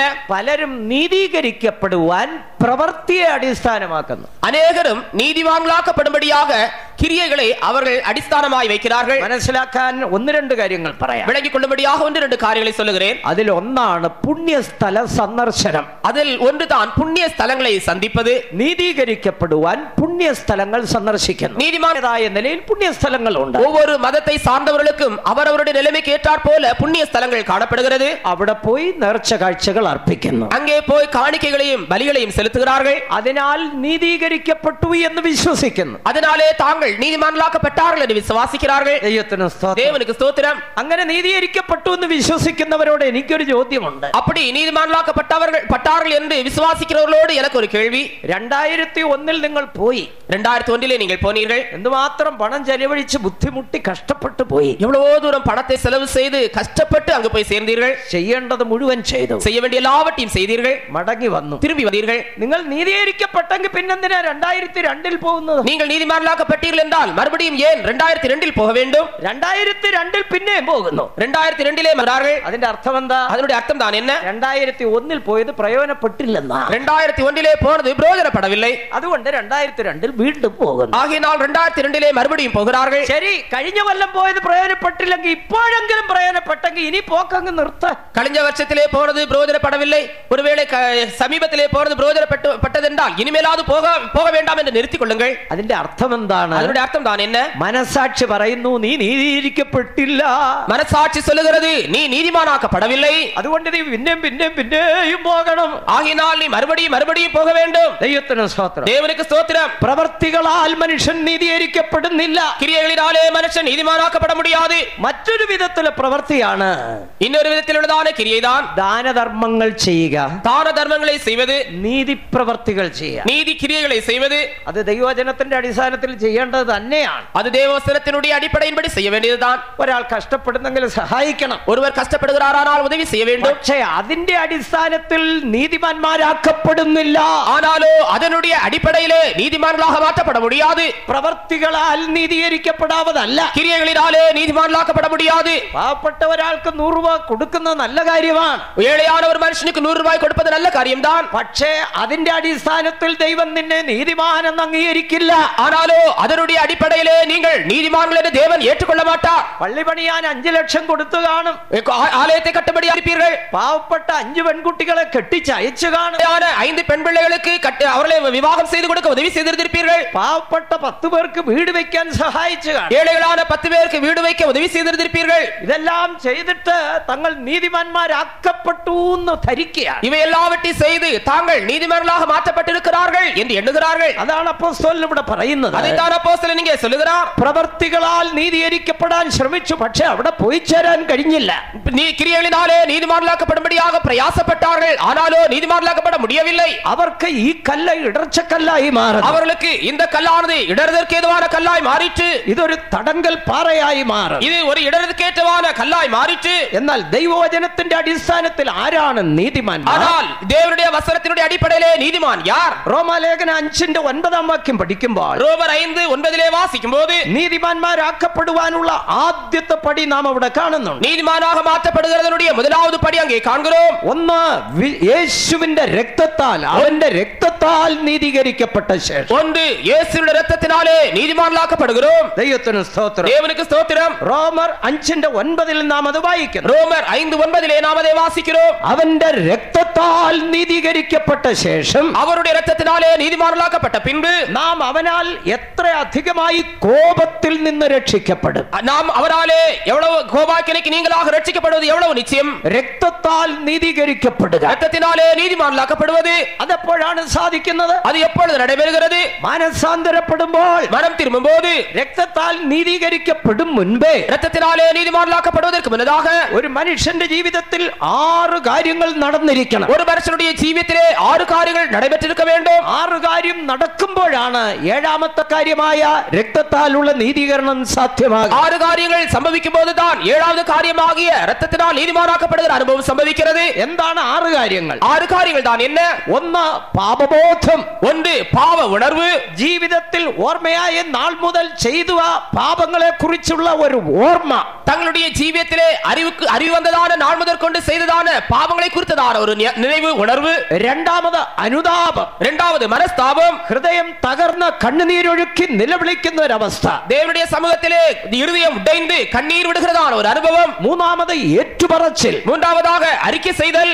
എവിടെയെങ്കിലും അല്ല, எங்கேயாவது அல்ல, യേശുവിന്റെ പാദപീഠത്തിൽ ഏറ്റുപറയണം. இயேசுவினுடைய பாதபீடத்திலே அறிக்கை செய்ய வேண்டும். യേശുവോട് ഏറ്റുപറയണം. இயேசுவோடு அறிக்கை செய்ய வேண்டும். 1 യോഹന്നാൻ 1:7 മുതൽ 9 വരെയുള്ള വാക്യങ്ങൾ അതാണ് വ്യക്തമാക്കുന്നത്. 1 യോവാൻ 1:7 മുതൽ 9 വരെയുള്ളதான காரியங்கள் அதைத்தான் வெளிப்படுத்துகிறது. നാം നമ്മുടെ പാപങ്ങൾ അവനോട് ഏറ്റുപറഞ്ഞാൽ, நாம் நம்முடைய பாவங்களை அவரிடத்திலே அறிக்கை செய்வோமானால், അവന്റെ രക്തം, அவருடைய இரத்தம் നമ്മുടെ സകല പാപങ്ങളും പോക്കി ശുദ്ധീകരിക്കും. நம்முடைய சகல பாவங்களை நீக்கி சுத்திகரிக்கும். അപ്പോൾ ആരോടാണ് ഏറ്റുപറയേണ്ടത്? அப்படியானால் யாரிடத்திலே அறிக்கை செய்ய வேண்டும்? യേശുവിനോട് ഏറ്റുപറയണം. இயேசுவினிடத்திலே அறிக்கை செய்ய வேண்டும். അല്ലാതെ ഒരു മനുഷ്യന്റെ അടുക്കൽ ഏറ്റുപറഞ്ഞിട്ട് ഒരു പ്രയോജനവും. அப்படி இல்லாமல் மனுஷனிடத்திலே போய் சொல்லுகிறபடினால் ஒரு பிரயோஜனமும் இல்லை. പുരോഹിതന്മാരുടെ അടുക്കൽ ഏറ്റുപറഞ്ഞിട്ടും പ്രയോജനം. சபை தலைவரிடத்திலே போய் சொல்லி ஒரு பிரயோஜனமும் இல்லை. അങ്ങനെ പറഞ്ഞിട്ട് ഒരു പ്രയോജനം ലഭിക്കാത്ത ഒരു മനുഷ്യനെ ബൈബിളിൽ കാണുന്നുണ്ട്. அப்படி சொல்லி ஒரு பிரயோஜனத்தை பெற்றுக்கொள்ளாத ஒரு மனிதனை குறித்து வேதத்திலே நாம் காண்கிறோம். പേരറിയാമോ? ഇസ്കരിയോത്താവായ യൂദ. பேர் தெரியுமா? இஸ்காரியோத்தாகிய யூதா യേശുവിനെ 30 വെള്ളിക്കാശിന് ഒറ്റ കൊടുത്തു. இயேசுவை 30 வெள்ளிக்காசு காட்டி கொடுத்தான். യേശുവിനെ പിടിച്ചു എന്ന് കണ്ടപ്പോൾ இயேசுவை அவர்கள் பிடித்துக் கொண்டார்கள் என்று பார்த்தபோது യൂദായ്ക്ക് വലിയ കുറ്റബോധം. யூதாசுக்கு ஒரு பெரிதான குற்ற உணர்வு ஏற்பட்டது. പുരോഹിതന്മാരുടെ അടുക്കൽ ചെന്ന് പറയുകയാണ്, ஆசாரியரிடத்திலே போய் சொல்லுகிறார், ഞാൻ കുറ്റമില്ലാത്ത രക്തത്തെ കാണിച്ചു കൊടുത്തു, நான் குற்றமில்லாத இரத்தத்தை காட்டி கொடுத்தேன், എന്നോട് ക്ഷമിക്കണം, எனக்கு மன்னிக்க வேண்டும். അവര് കൈമലർത്തി, പുരോഹിതന്മാര് കൈമലർത്തി. அந்த ஆசாரியர்கள் தங்களுடைய கைகளை விரித்து விட்டார்கள். ഞങ്ങളെ കൊണ്ടൊന്നും ചെയ്യാൻ നിവൃത്തിയില്ല, எங்களை கொண்டு யாதொன்றும் செய்ய முடியாது. എന്നാൽ ഈ യൂദ, ஆனாலோ இந்த யூதாஸ் മഹാപുരോഹിതന്മാരുടെ അടുക്കൽ പോകുന്നതിന് പകരം பிரதான ஆசாரியரிடத்திலே போவதற்கு பதிலாக ആ ക്രൂശിൽ തൂങ്ങിക്കിടക്കുന്ന യേശുവിന്റെ ആ കുരിശിന്റെ ചുവട്ടിൽ പോയി அந்த சிலுவையிலே தொங்கிக் கொண்டிருக்கிறதான இயேசுவினுடைய சிலுவை அண்டையிலே சென்று അവിടെ ചെന്ന് കിടന്നൊന്ന് കരഞ്ഞ്, அங்கே போய் அழுது, എന്റെ കർത്താവേ ഞാൻ തെറ്റിപ്പോയി, என்னுடைய கர்த்தாவே நான் தவறு செய்து விட்டேன், ഞാൻ നിന്നെ 30 വെള്ളിക്കാശിന് വിറ്റുകളഞ്ഞു, நான் உம்மை 30 வெள்ளி காசுக்கு விற்று போட்டேன், എന്നോട് ക്ഷമിക്കണമേ, எனக்கு மன்னிக்க வேண்டுமே എന്ന് പറഞ്ഞിരുന്നെങ്കിൽ പറഞ്ഞിരുന്നെങ്കിൽ തീർച്ചയായും അവന് കരുണ ലഭിക്കുമായിരുന്നു. அப்படி சொல்லியிருந்திருப்பானே ஆகில் நிச்சயமாக அவனுக்கு இரக்கம் கிடைத்திருந்திருக்கும். അവന്റെ പാപം ക്ഷമിക്കുമായിരുന്നു. அவனுடைய பாவம் மன்னிக்கப்பட்டிருந்திருக்கும். പാപങ്ങൾ ദൈവത്തോട് ഏറ്റുപറയണം. பாவங்களை தேவனிடத்தில் அறிக்கை செய்ய வேண்டும். യേശുവോട് ഏറ്റുപറയണം. இயேசுவினிடத்தில் அறிக்கை செய்ய வேண்டும். നാലാമത്തേതാണ് തിരിച്ചു കൊടുക്കൽ. நான்காவது தான் திருப்பி கொடுத்தல். അന്യായമായി വാങ്ങിയിട്ടുണ്ടെങ്കിൽ തിരിച്ചു കൊടുക്കുക. அநியாயமாக வாங்கியது உண்டானால் திரும்ப கொடுக்க வேண்டும். അഞ്ചാമത് നിരപ്പ് പ്രാപിക്കൽ. ஐந்தாவதாக ஒப்புரவாக வேண்டும். ആരോടെങ്കിലും അന്യായമായി ഇടപെട്ടിട്ടുണ്ടെങ്കിൽ, யாரிடத்திலாவது தவறாக நீங்கள் இடர்பட்டிருப்பீர்களானால், ആരെങ്കിലും ഉപദ്രവിച്ചിട്ടുണ്ടെങ്കിൽ, யாரையாவது நீங்கள் உபத்திரப்படுத்தியிருப்பீர்களானால், അരുതാത്തത് സംസാരിച്ചിട്ടുണ്ടെങ്കിൽ, தேவையில்லாத வேலை பேசியிருப்பீர்களானால், പോയി എന്നോട് ക്ഷമിക്കണമെന്ന് ഏറ്റുപറഞ്ഞ് നിരപ്പാകണം. அவளிடத்திலே போய் எனக்கு மன்னிக்க வேண்டுமே என்று அறிக்கை செய்து ஒப்புரவாக வேண்டும். ഈ 5 കാര്യം നാം ചെയ്യുമ്പോൾ, இந்த 5 காரியங்களை நாம் செய்யும்போது യേശുവിന്റെ കാൽവറിയിൽ ചൊരിഞ്ഞ രക്തം നമ്മുടെ മേൽ തളിക്കപ്പെടും. இயேசு கிறிஸ்துவினுடைய கல்வாரியிலிருந்து சிந்தப்பட்டதான இரத்தம் நம் மீது தெளிக்கப்படுகிறது. സകല പാപങ്ങളെയും കഴുകി ശുദ്ധീകരിക്കപ്പെടും. எல்லா பாவங்களும் கழுவி சுத்திகரிக்கப்படுகிறது. പിന്നെ അവയെ ഓർക്കയുമില്ല. அதன் பின்பு அவர் அதை நினைப்பதே இல்லை. യേശുവിന്റെ രക്തത്താൽ കഴുകി മായ്ക്കപ്പെട്ട പാപങ്ങൾ, இயேசுவின் இரத்தத்தினாலே கழுவி அகற்றப்பட்டதான பாவங்கள் പിന്നെ ഒരിക്കൽ പോലും ഓർക്കുന്നില്ല. அதன் பின்பு ஒருபோதும் அவர் நினைப்பதில்லை. അത് എന്നേക്കുമായി മാഞ്ഞുപോയി. அது என்றைக்குமாய் அழிந்து போயிருக்கிறது. അതിനെ സമുദ്രത്തിന്റെ ആഴത്തിലിട്ട് കളഞ്ഞിരിക്കുന്നു. சமுத்திரத்தின் ஆழங்களிலே போட்டுவிட்டார். ദൈവത്തിന് സ്തോത്രം. தேவனுக்கு ஸ்தோத்திரம். ഈ 6 കാര്യം നടക്കുമ്പോഴാണ്, ഈ 6 കാര്യം, இந்த 6 காரியங்கள் நடக்கும்போது 7ാമത് രക്തത്താൽ നീതീകരിക്കപ്പെടും. 7வது இரத்தத்தினாலே நீதிகரிக்கப்படுகிறார்கள். നീതീകരിക്കപ്പെടുക എന്ന് പറഞ്ഞാൽ എന്റെ അർത്ഥം എന്താണ്? நீதிமான்களாக்கப்படுகிறார்கள் என்று சொன்னால் அதனுடைய அர்த்தம் தான் என்ன? പാപം ചെയ്യാത്ത ഒരു വ്യക്തിയെ അംഗീകരിക്കും പോലെ ദൈവം നമ്മെ അംഗീകരിക്കണം. பாவம் செய்யாத ஒரு நபரை எப்படி தேவன் ஏற்றுக்கொள்கிறாரோ அதே போலவே நம்மையும் ஏற்றுக்கொள்கிறார். അതാണ് നീതീകരണത്തിന്റെ 1ാമത്തെ പടി. அது படி. ഇത് ജീവിതത്തിൽ അനുഭവമാക്കിയവർ കൈ ഉയർത്തിയവർ ഹല്ലേലൂയ പറഞ്ഞാട്ട്. இதை ஜீவியத்திலே அனுபவமாக்கினவர்கள் கரத்தை உயர்த்தி அல்லேலூயா சொல்லுங்கள். ഹല്ലേലൂയ. ഹല്ലേലൂയയ്ക്ക് ശക്തിയില്ല. அல்லேலூயாவுக்கு வல்லமை இல்லை.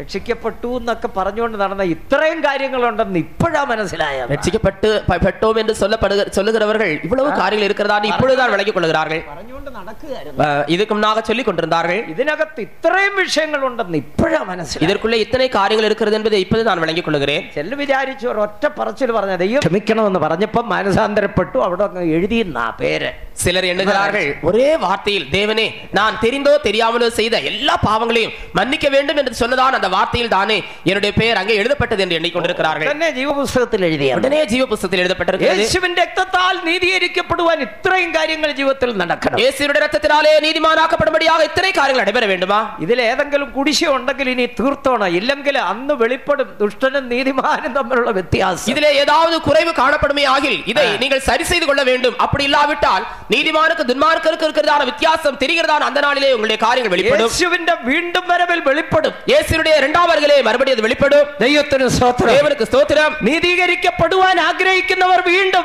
ഒരുപക്ഷെ എന്തെങ്കിലും കുറവുണ്ടെങ്കിൽ ഞാനത് പരിഹരിച്ചോളാം കർത്താവേ എന്ന് തീരുമാനത്തോടെ കൈ ഉയർത്തിയൊരു ഹല്ലേലൂയ പറഞ്ഞാട്ടെ. நீதிமானாக மாற்றப்பட வேண்டும் என்று வாஞ்சிக்கிறவர்கள் அல்லது ஆண்டவரே ஏதாவது ஒரு குறைவு சம்பவித்தால் அதை நீர் எனக்கு மன்னிக்க வேண்டுமே என்று விரும்புகிறவர்கள் கரத்தை உயர்த்தி அல்லேலூயா சொல்லுங்கள். சொல்லுங்க ഹല്ലേലൂയ. ദൈവത്തിന് സ്തോത്രം. தேவனுக்கு ஸ்தோத்திரம். അപ്പോൾ മുമ്പത്തെ ഹല്ലേലൂയ ഇപ്പോഴത്തേതും തമ്മിലുള്ള വ്യത്യാസം മനസ്സിലായി. முன்னே உள்ளதான அல்லேலூயாவுக்கு இப்பொழுது இருக்கிறதான அல்லேலூயாவுக்கு வித்தியாசம் உண்டாயிருக்கிறது. രണ്ടാമത് നീതീകരിക്കാനുള്ള പടിയാണ് വിശ്വാസ സ്നാനം. இரண்டாவதாக நீதிமானாக மாற்றப்படும்படியான படிதான் விசுவாசம் உள்ளவனாக ஞானஸ்நானம் பெறுவது. മത്തായിയുടെ സുവിശേഷം 3:15 വാക്യം പഠിക്കുമ്പോൾ மத்தேயு சுவிசேஷம் 3:15 വാസിക്കുம்போது യേശു ക്രിസ്തു യോഹന്നാനാൽ സ്നാനമേൽക്കുവാൻ യോർദാൻ നദിയിലേക്ക് ഇറങ്ങി. இயேசு கிறிஸ்து யோவானாலே ஞானஸ்நானம் பெறும்படியாக யோர்தான் நதிக்கு வந்தார். സ്നാപക യോഹന്നാൻ യേശുവിനെ കണ്ട് തിരിച്ചറിഞ്ഞിട്ട് யோவான் ஸ்நாபகன் இயேசுவை பார்த்து அறிந்து கொண்டபோது നിന്നാൽ എനിക്ക് സ്നാനമേൽക്കേണ്ടത് ആവശ്യം, உம்மாலே நான் ஞானஸ்நானம் பெற வேண்டியதா இருக்கிறது. ഉടനെ യേശു പറഞ്ഞ മറുപടി എന്താണ്? உடனே இயேசு சொன்னதான மறுபதில் என்ன? ഇപ്പോൾ സമ്മതിക്കാം, இப்பொழுது நீ இடம் கொடுப்பாயாக. ഇങ്ങനെ സകല നീതിയും നിവർത്തിക്കുന്നത് നമുക്കുചിതം. இவ்விதமாக எல்லா நீதியையும் நிறைவேற்றுவது நமக்கு ஏற்றதா இருக்கிறது. എന്താണ് അതിന്റെ അർത്ഥം? அதனுடைய அர்த்தம் தான் என்ன? യോഹന്നാനെ നിനക്കും എനിക്കും ഉചിതമായത് ഇങ്ങനെ നീതി നിവർത്തിക്കപ്പെടുന്നതാണ്. யோவானே எனக்கும் உனக்கும் ஏற்றது இவ்விதமாக எல்லா நீதியும் நிறைவேற்றுவதே. ദൈവ നീതി നിവർത്തിക്കപ്പെടുന്ന സ്ഥലമാണ് വിശ്വാസ സ്നാനം. தேவனுடைய நீதி நிறைவேற்றப்படுகிறதான இடம்தான் விசுவாச ஞானஸ்நானம். ഇന്നലെ ഓർപ്പിച്ച പോലെ ദൈവവചനപ്രകാരം நான் நேற்று நினைப்பூட்டின பிரகாரமாக தேவனுடைய வசனத்தின்படி രക്ഷിക്കപ്പെട്ട ശേഷം ரட்சிக்கப்பட்ட பின்பு തൃത്വ നാമത്തിൽ திருத்துவ நாமத்திலே അഭിഷിക്തരായ ശുശ്രൂഷകരുടെ കൈക്കീഴിൽ அபிஷேகம் பண்ணப்பட்ட ஊழியக்காரருடைய கையின் கீழ் മുഴുകൽ സ്നാനം മുങ്ങി സ്വീകരിക്കണം. முழுக்கி ஞான ஸ்நானம் அவர்கள் முழுகியே எடுக்க வேண்டும். അത് നീതീകരിക്കപ്പെടുവാനുള്ള രണ്ടാമത്തെ പടിയാണ്. அது நீதிமானாக மாற்றப்படும்படியான இரண்டாம் படி. അപ്രകാരം നീതീകരിക്കപ്പെട്ടവർ വീണ്ടും കൈ ഉയർത്തി ഒരു ഹല്ലേലൂയ പറഞ്ഞാട്ട് ഹല്ലേലൂയ. ദൈവത്തിന് സ്തോത്രം. தேவனுக்கு ஸ்தோத்திரம். ഇനി ആരെങ്കിലും അങ്ങനെ നീതീകരിക്കപ്പെടാൻ ഉണ്ടെങ്കിൽ ഞായറാഴ്ച രാവിലെ 8 മണിക്ക് സമയമുണ്ട്. இனிமேல் யாராவது அவிதமாக நீதிமானாக மாற்றப்பட வேண்டும் என்று நீங்கள் விரும்புவீர்களானால் ஞாயிற்றுக்கிழமை காலை 8 மணிக்கு அதற்கு ஒரு சந்தர்ப்பம் உண்டு. ഇല്ലെങ്കിൽ അന്ന് വ്യത്യാസം കാണും. இல்லாவிட்டால் அன்றைக்கு வித்தியாசம் காணப்படும். അവൻ വരുന്ന ദിവസത്തിൽ அவர் வருகிறதான நாளிலே ദൈവത്തെ സേവിക്കുന്നവനും സേവിക്കാത്തവനും തമ്മിലുള്ള വ്യത്യാസം, தேவனை சேவிக்கிறவனுக்கும் சேவியாமல் இருக்கிறவனுக்குமான வித்தியாசம், സ്നാനപ്പെട്ടവർക്കും അല്ലാത്തവർക്കുമുള്ള വ്യത്യാസം, ஞானஸ்நானம் எடுத்தவர்களுக்கும் எடுக்காதவர்களுக்கும் இருக்கிறதான வித்தியாசம். മൂന്നാമത് നീതീകരിക്കപ്പെടാനുള്ള പടിയാണ് പരിശുദ്ധാത്മാവിന്റെ അഭിഷേകം. மூன்றாவது நீதிமானாக மாற்றப்படுகிறதான படிதான் பரிசுத்தாவின் அபிஷேகம். റോമാലേഖനം 14:17 വാക്യം. ரோமர் 14:17 ദൈവരാജ്യം ഭക്ഷണവും പാനീയവുമല്ല, தேவனுடைய ராஜ்யம் புசிப்பும் குடிப்பும் அல்ல, അത് നീതിയും സമാധാനവും പരിശുദ്ധാത്മാവിലുള്ള സന്തോഷവും அது അത്രേ. நீதியும் சமாதானமும் பரிசுத்தாவினால் உண்டாகும் சந்தோஷமா இருக்கிறது. പരിശുദ്ധാത്മാവിനെ പ്രാപിക്കുമ്പോൾ ഒരുവൻ നീതിമാനാക്കപ്പെടുന്നു. பரிசுத்தாவின் அபிஷேகத்தை பெறும்பொழுது ஒருவன் நீதிமானாய் மாற்றப்படுகிறான். നമ്മെ നീതിമാനാക്കുന്ന ഉപദേശമാണ് പരിശുദ്ധാത്മാഭിഷേകം. நம்மை நீதிமானாக மாற்றக்கூடியதான உபதேசம் தான் பரிசுத்தாவின் அபிஷேகம். ദൈവത്തിന് സ്തോത്രം. தேவனுக்கு ஸ்தோத்திரம். പരിശുദ്ധാത്മാവിനെ പ്രാപിച്ചവരും പ്രാപിക്കാത്തവരും തമ്മിലുള്ള വ്യത്യാസം എന്ന് കാണും. பரிசுத்தாவியை பெற்றுக்கொண்டவர்களுக்கு பெறாமல் இருக்கிறவர்களுக்கு இருக்கிறதான வித்தியாசத்தை அன்று காணலாம். എന്താണ് അന്ന് കാണാൻ പോകുന്നത്? அன்றைக்கு காணப்போகிறது தான் என்ன? യേശു ക്രിസ്തുവിന്റെ വായിൽ നിന്ന് ഗംഭീര ധ്വനി മുഴങ്ങും. இயேசு கிறிஸ்துவின் வாயிலிருந்து கம்பீரமான ധ്വനി ഉണ്ടായിരിക്കും. 1 തെസ്സലോനിക്കർ 4:16 വായിക്കുന്നു. 1 தெசலோனிக்கேயர் 4:16 வாசிக்கிறோம். കർത്താവ് താൻ ഗംഭീര നാദത്തോടും கர்த்ததாமே ஆரவார சத்தத்தோடும் പ്രധാന ദൂതന്റെ ശബ്ദത്തോടും பிரதான தூதனுடைய சத்தத்தோடும் ദൈവത്തിന്റെ കാഹളത്തോടും കൂടെ സ്വർഗ്ഗത്തിൽ നിറങ്ങി വരും. தேவ காலத்தோடும் கூட பரலோகத்திலிருந்து இறங்கி வருவார். ക്രിസ്തുവിൽ മരിച്ചവർ മുൻപേ ഉയർത്തെഴുന്നേൽക്കും. கிறிஸ்துவுக்குள் மரித்தவர்கள் முதலாவது எழுந்திருப்பார்கள். ജീവനോട് ശേഷിക്കുന്നവർ രൂപാന്തരപ്പെടും. உயிரோடு இருக்கிறவர்கள் மறுரூபமாக்கப்படுவார்கள். മരിച്ചവരെ ഉയർപ്പിക്കുന്നത്, மரித்தவரை உயிரோடு எழுப்புவது യേശുവിന്റെ വായിൽ നിന്ന് പുറപ്പെടുന്ന ശബ്ദമാണ്. இயேசு கிறிஸ்துவின் வாயிலிருந்து புறப்படுகிறதான சத்தமே, അവന്റെ വായിൽ നിന്ന് പുറപ്പെടുന്ന ഗംഭീര ധ്വനി, அவருடைய வாயிலிருந்து புறப்படுகிறதான ஆரவார சத்தம். എന്താണ് ആ ഗംഭീര ധ്വനി? அந்த ஆரவார சத்தம் தான் என்ன? അവൻ വിശുദ്ധന്മാരുടെ പേര് വിളിക്കുകയാണ്. அவர் பரிசுத்தவான்களுடைய பெயரை சொல்லி அழைக்கிறார். തന്റെ വിശുദ്ധന്മാരുടെ പേരവൻ വിളിക്കുമ്പോൾ நம்முடைய பரிசுத்தவான்களின் பெயரை அவர் கூப்பிடும்போது പരിശുദ്ധാത്മാവിന്റെ ശക്തിയെ പ്രാപിച്ച് பரிசுத்தாவின் வல்லமையை பெற்று ദൈവശക്തിയിൽ സൂക്ഷിക്കപ്പെട്ട് தேவனுடைய வல்லமையிலே பாதுகாக்கப்பட்டு അപ്രകാരം മരിച്ചവർ ഉയർത്തെഴുന്നേറ്റ് വരും. அவ்விதமாக மரித்தவர்கள் உயிர்த்தெழும்பி வருவார்கள். അല്ലാത്തവർ ആ കല്ലറയിൽ അവിടെ തന്നെ കിടക്കും. அப்படி இல்லாதவர்கள் அந்த கல்லறையிலே அங்கே தான் இருப்பார்கள். അതിനൊരു ദൃഷ്ടാന്തം ലാസറിന്റെ കല്ലറയിൽ കാണാൻ. அதற்கு ஒரு திருஷ்டாந்தம் லாசருவின் கல்லறையிலே காண முடியும். യോഹന്നാന്റെ സുവിശേഷം 11-ാം അധ്യായത്തിൽ யோவான் சுவிசேஷம் 11-ஆம் அதிகாரத்தில் ലാസർ മരിച്ചു. லாசர் மரித்தான். അവനെ കല്ലറയിൽ കൊണ്ടുപോയി വച്ചു. அவனை கல்லறையிலே கொண்டு போய் வைத்தார்கள். 4-ാം നാൾ യേശു അവിടെ വന്നു. 4ஆம் நாள் இயேசு அங்கே வந்தார். യേശു കല്ലറയുടെ വാതിൽക്കൽ നിന്നുകൊണ്ട് ഇങ്ങനെ വിളിച്ചു. இயேசு கல்லறையின் வாசலண்டையிலே நின்று விதமாக அழைத்தார், ലാസറേ, പുറത്തു വരിക. லாசருவே வெளியே வா. ദൈവത്തിന് സ്തോത്രം. தேவனுக்கு ஸ்தோத்திரம். എന്റെ ചിന്ത ശരിയാണെങ്കിൽ ഇതൊരു കല്ലറത്തോട്ടമാ. என்னுடைய சிந்தை சரியாக இருக்குமே ஆகில் இது ஒரு கல்லறை தோட்டம் தான்.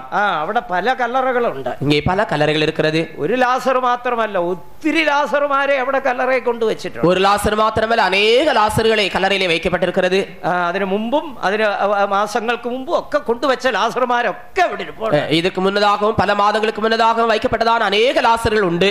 പക്ഷേ ഈ ലാസർമാരെല്ലാം കൂടി ഉയർത്തു വന്നില്ല കേട്ടോ. ஆனால் இந்த லாசர்மார்கள் எல்லாருமே உயிர்த்தெழும்பி வரவில்லை. ഒരു കുറിപ്പിട്ട ഒരേ ലാസർ മാത്രം ഉയർത്തു. குறிப்பிட்ட ஒரே லாசர் மாத்திரம் தான் உயிர்த்தெழும்பி வந்தார். അതുപോലെ പരിശുദ്ധാത്മാവിനെ പ്രാപിച്ച് அதே போலவே பரிசுத்தாவியை பெற்று പരിശുദ്ധമായി ജീവിച്ച് മരിച്ചവർ, பரிசுத்தமாக ஜீவித்து மரித்தவர்கள் യേശുക്രിസ്തു വന്ന് പേർ വിളിക്കുമ്പോൾ കല്ലറയിൽ നിന്ന് ഉയർത്തെഴുന്നേറ്റ് വരും. இயேசு கிறிஸ்து பெயரை அழைக்கிறதான வேளையிலே கல்லறையிலிருந்து உயிர்த்தெழும்பி வருவார்கள். അന്ന് ദുഷ്ടന്മാരും നീതിമാന്മാരും തമ്മിലുള്ള വ്യത്യാസം വീണ്ടും കാണാൻ പോവുകയാണ്. அன்றைக்கு துன்மார்க்கருக்கும் நீதிமான்களுக்கும் இருக்கிறதான வித்தியாசத்தை திரும்பவும் காணப்போகிறீர்கள். യേശുവിന്റെ വീണ്ടും വരവിൻ ദിനത്തിൽ, இயேசுனுடைய இரண்டாம் வருகை நாளிலே സെമിത്തേരിയിലോട്ട് എന്ന് നിന്നാ എപ്പോഴാന്ന് അറിയത്തില്ലല്ലോ, എങ്കിൽ പോയി നിൽക്കായിരുന്നു. கல்லறை தோட்டத்திலே நிற்கலாம், ஆனால் எப்பொழுது நேரம் என்று தெரியாதபடினால் நாம் நிற்க முடியாது. അപ്പൊ നോക്കുമ്പോ അറിയാം. அப்பொழுது பார்க்கும் பொழுது தெரியும். എല്ലാവരെയും കൊണ്ട് നടക്കിയത് മണ്ണിടുന്ന സമയത്ത് ഇങ്ങനെ പറഞ്ഞ അടക്കിയ കർത്താവ് താൻ ഗംഭീരനാഥത്തോടും പ്രധാന ദൂതന്റെ ശബ്ദത്തോടും ദൈവത്തിന്റെ കാലത്തോടും കൂടെ സ്വർഗത്തിൽ നിറങ്ങി വരുമ്പോൾ മുമ്പേ ഉയർത്തെഴുന്നേറ്റ് വരും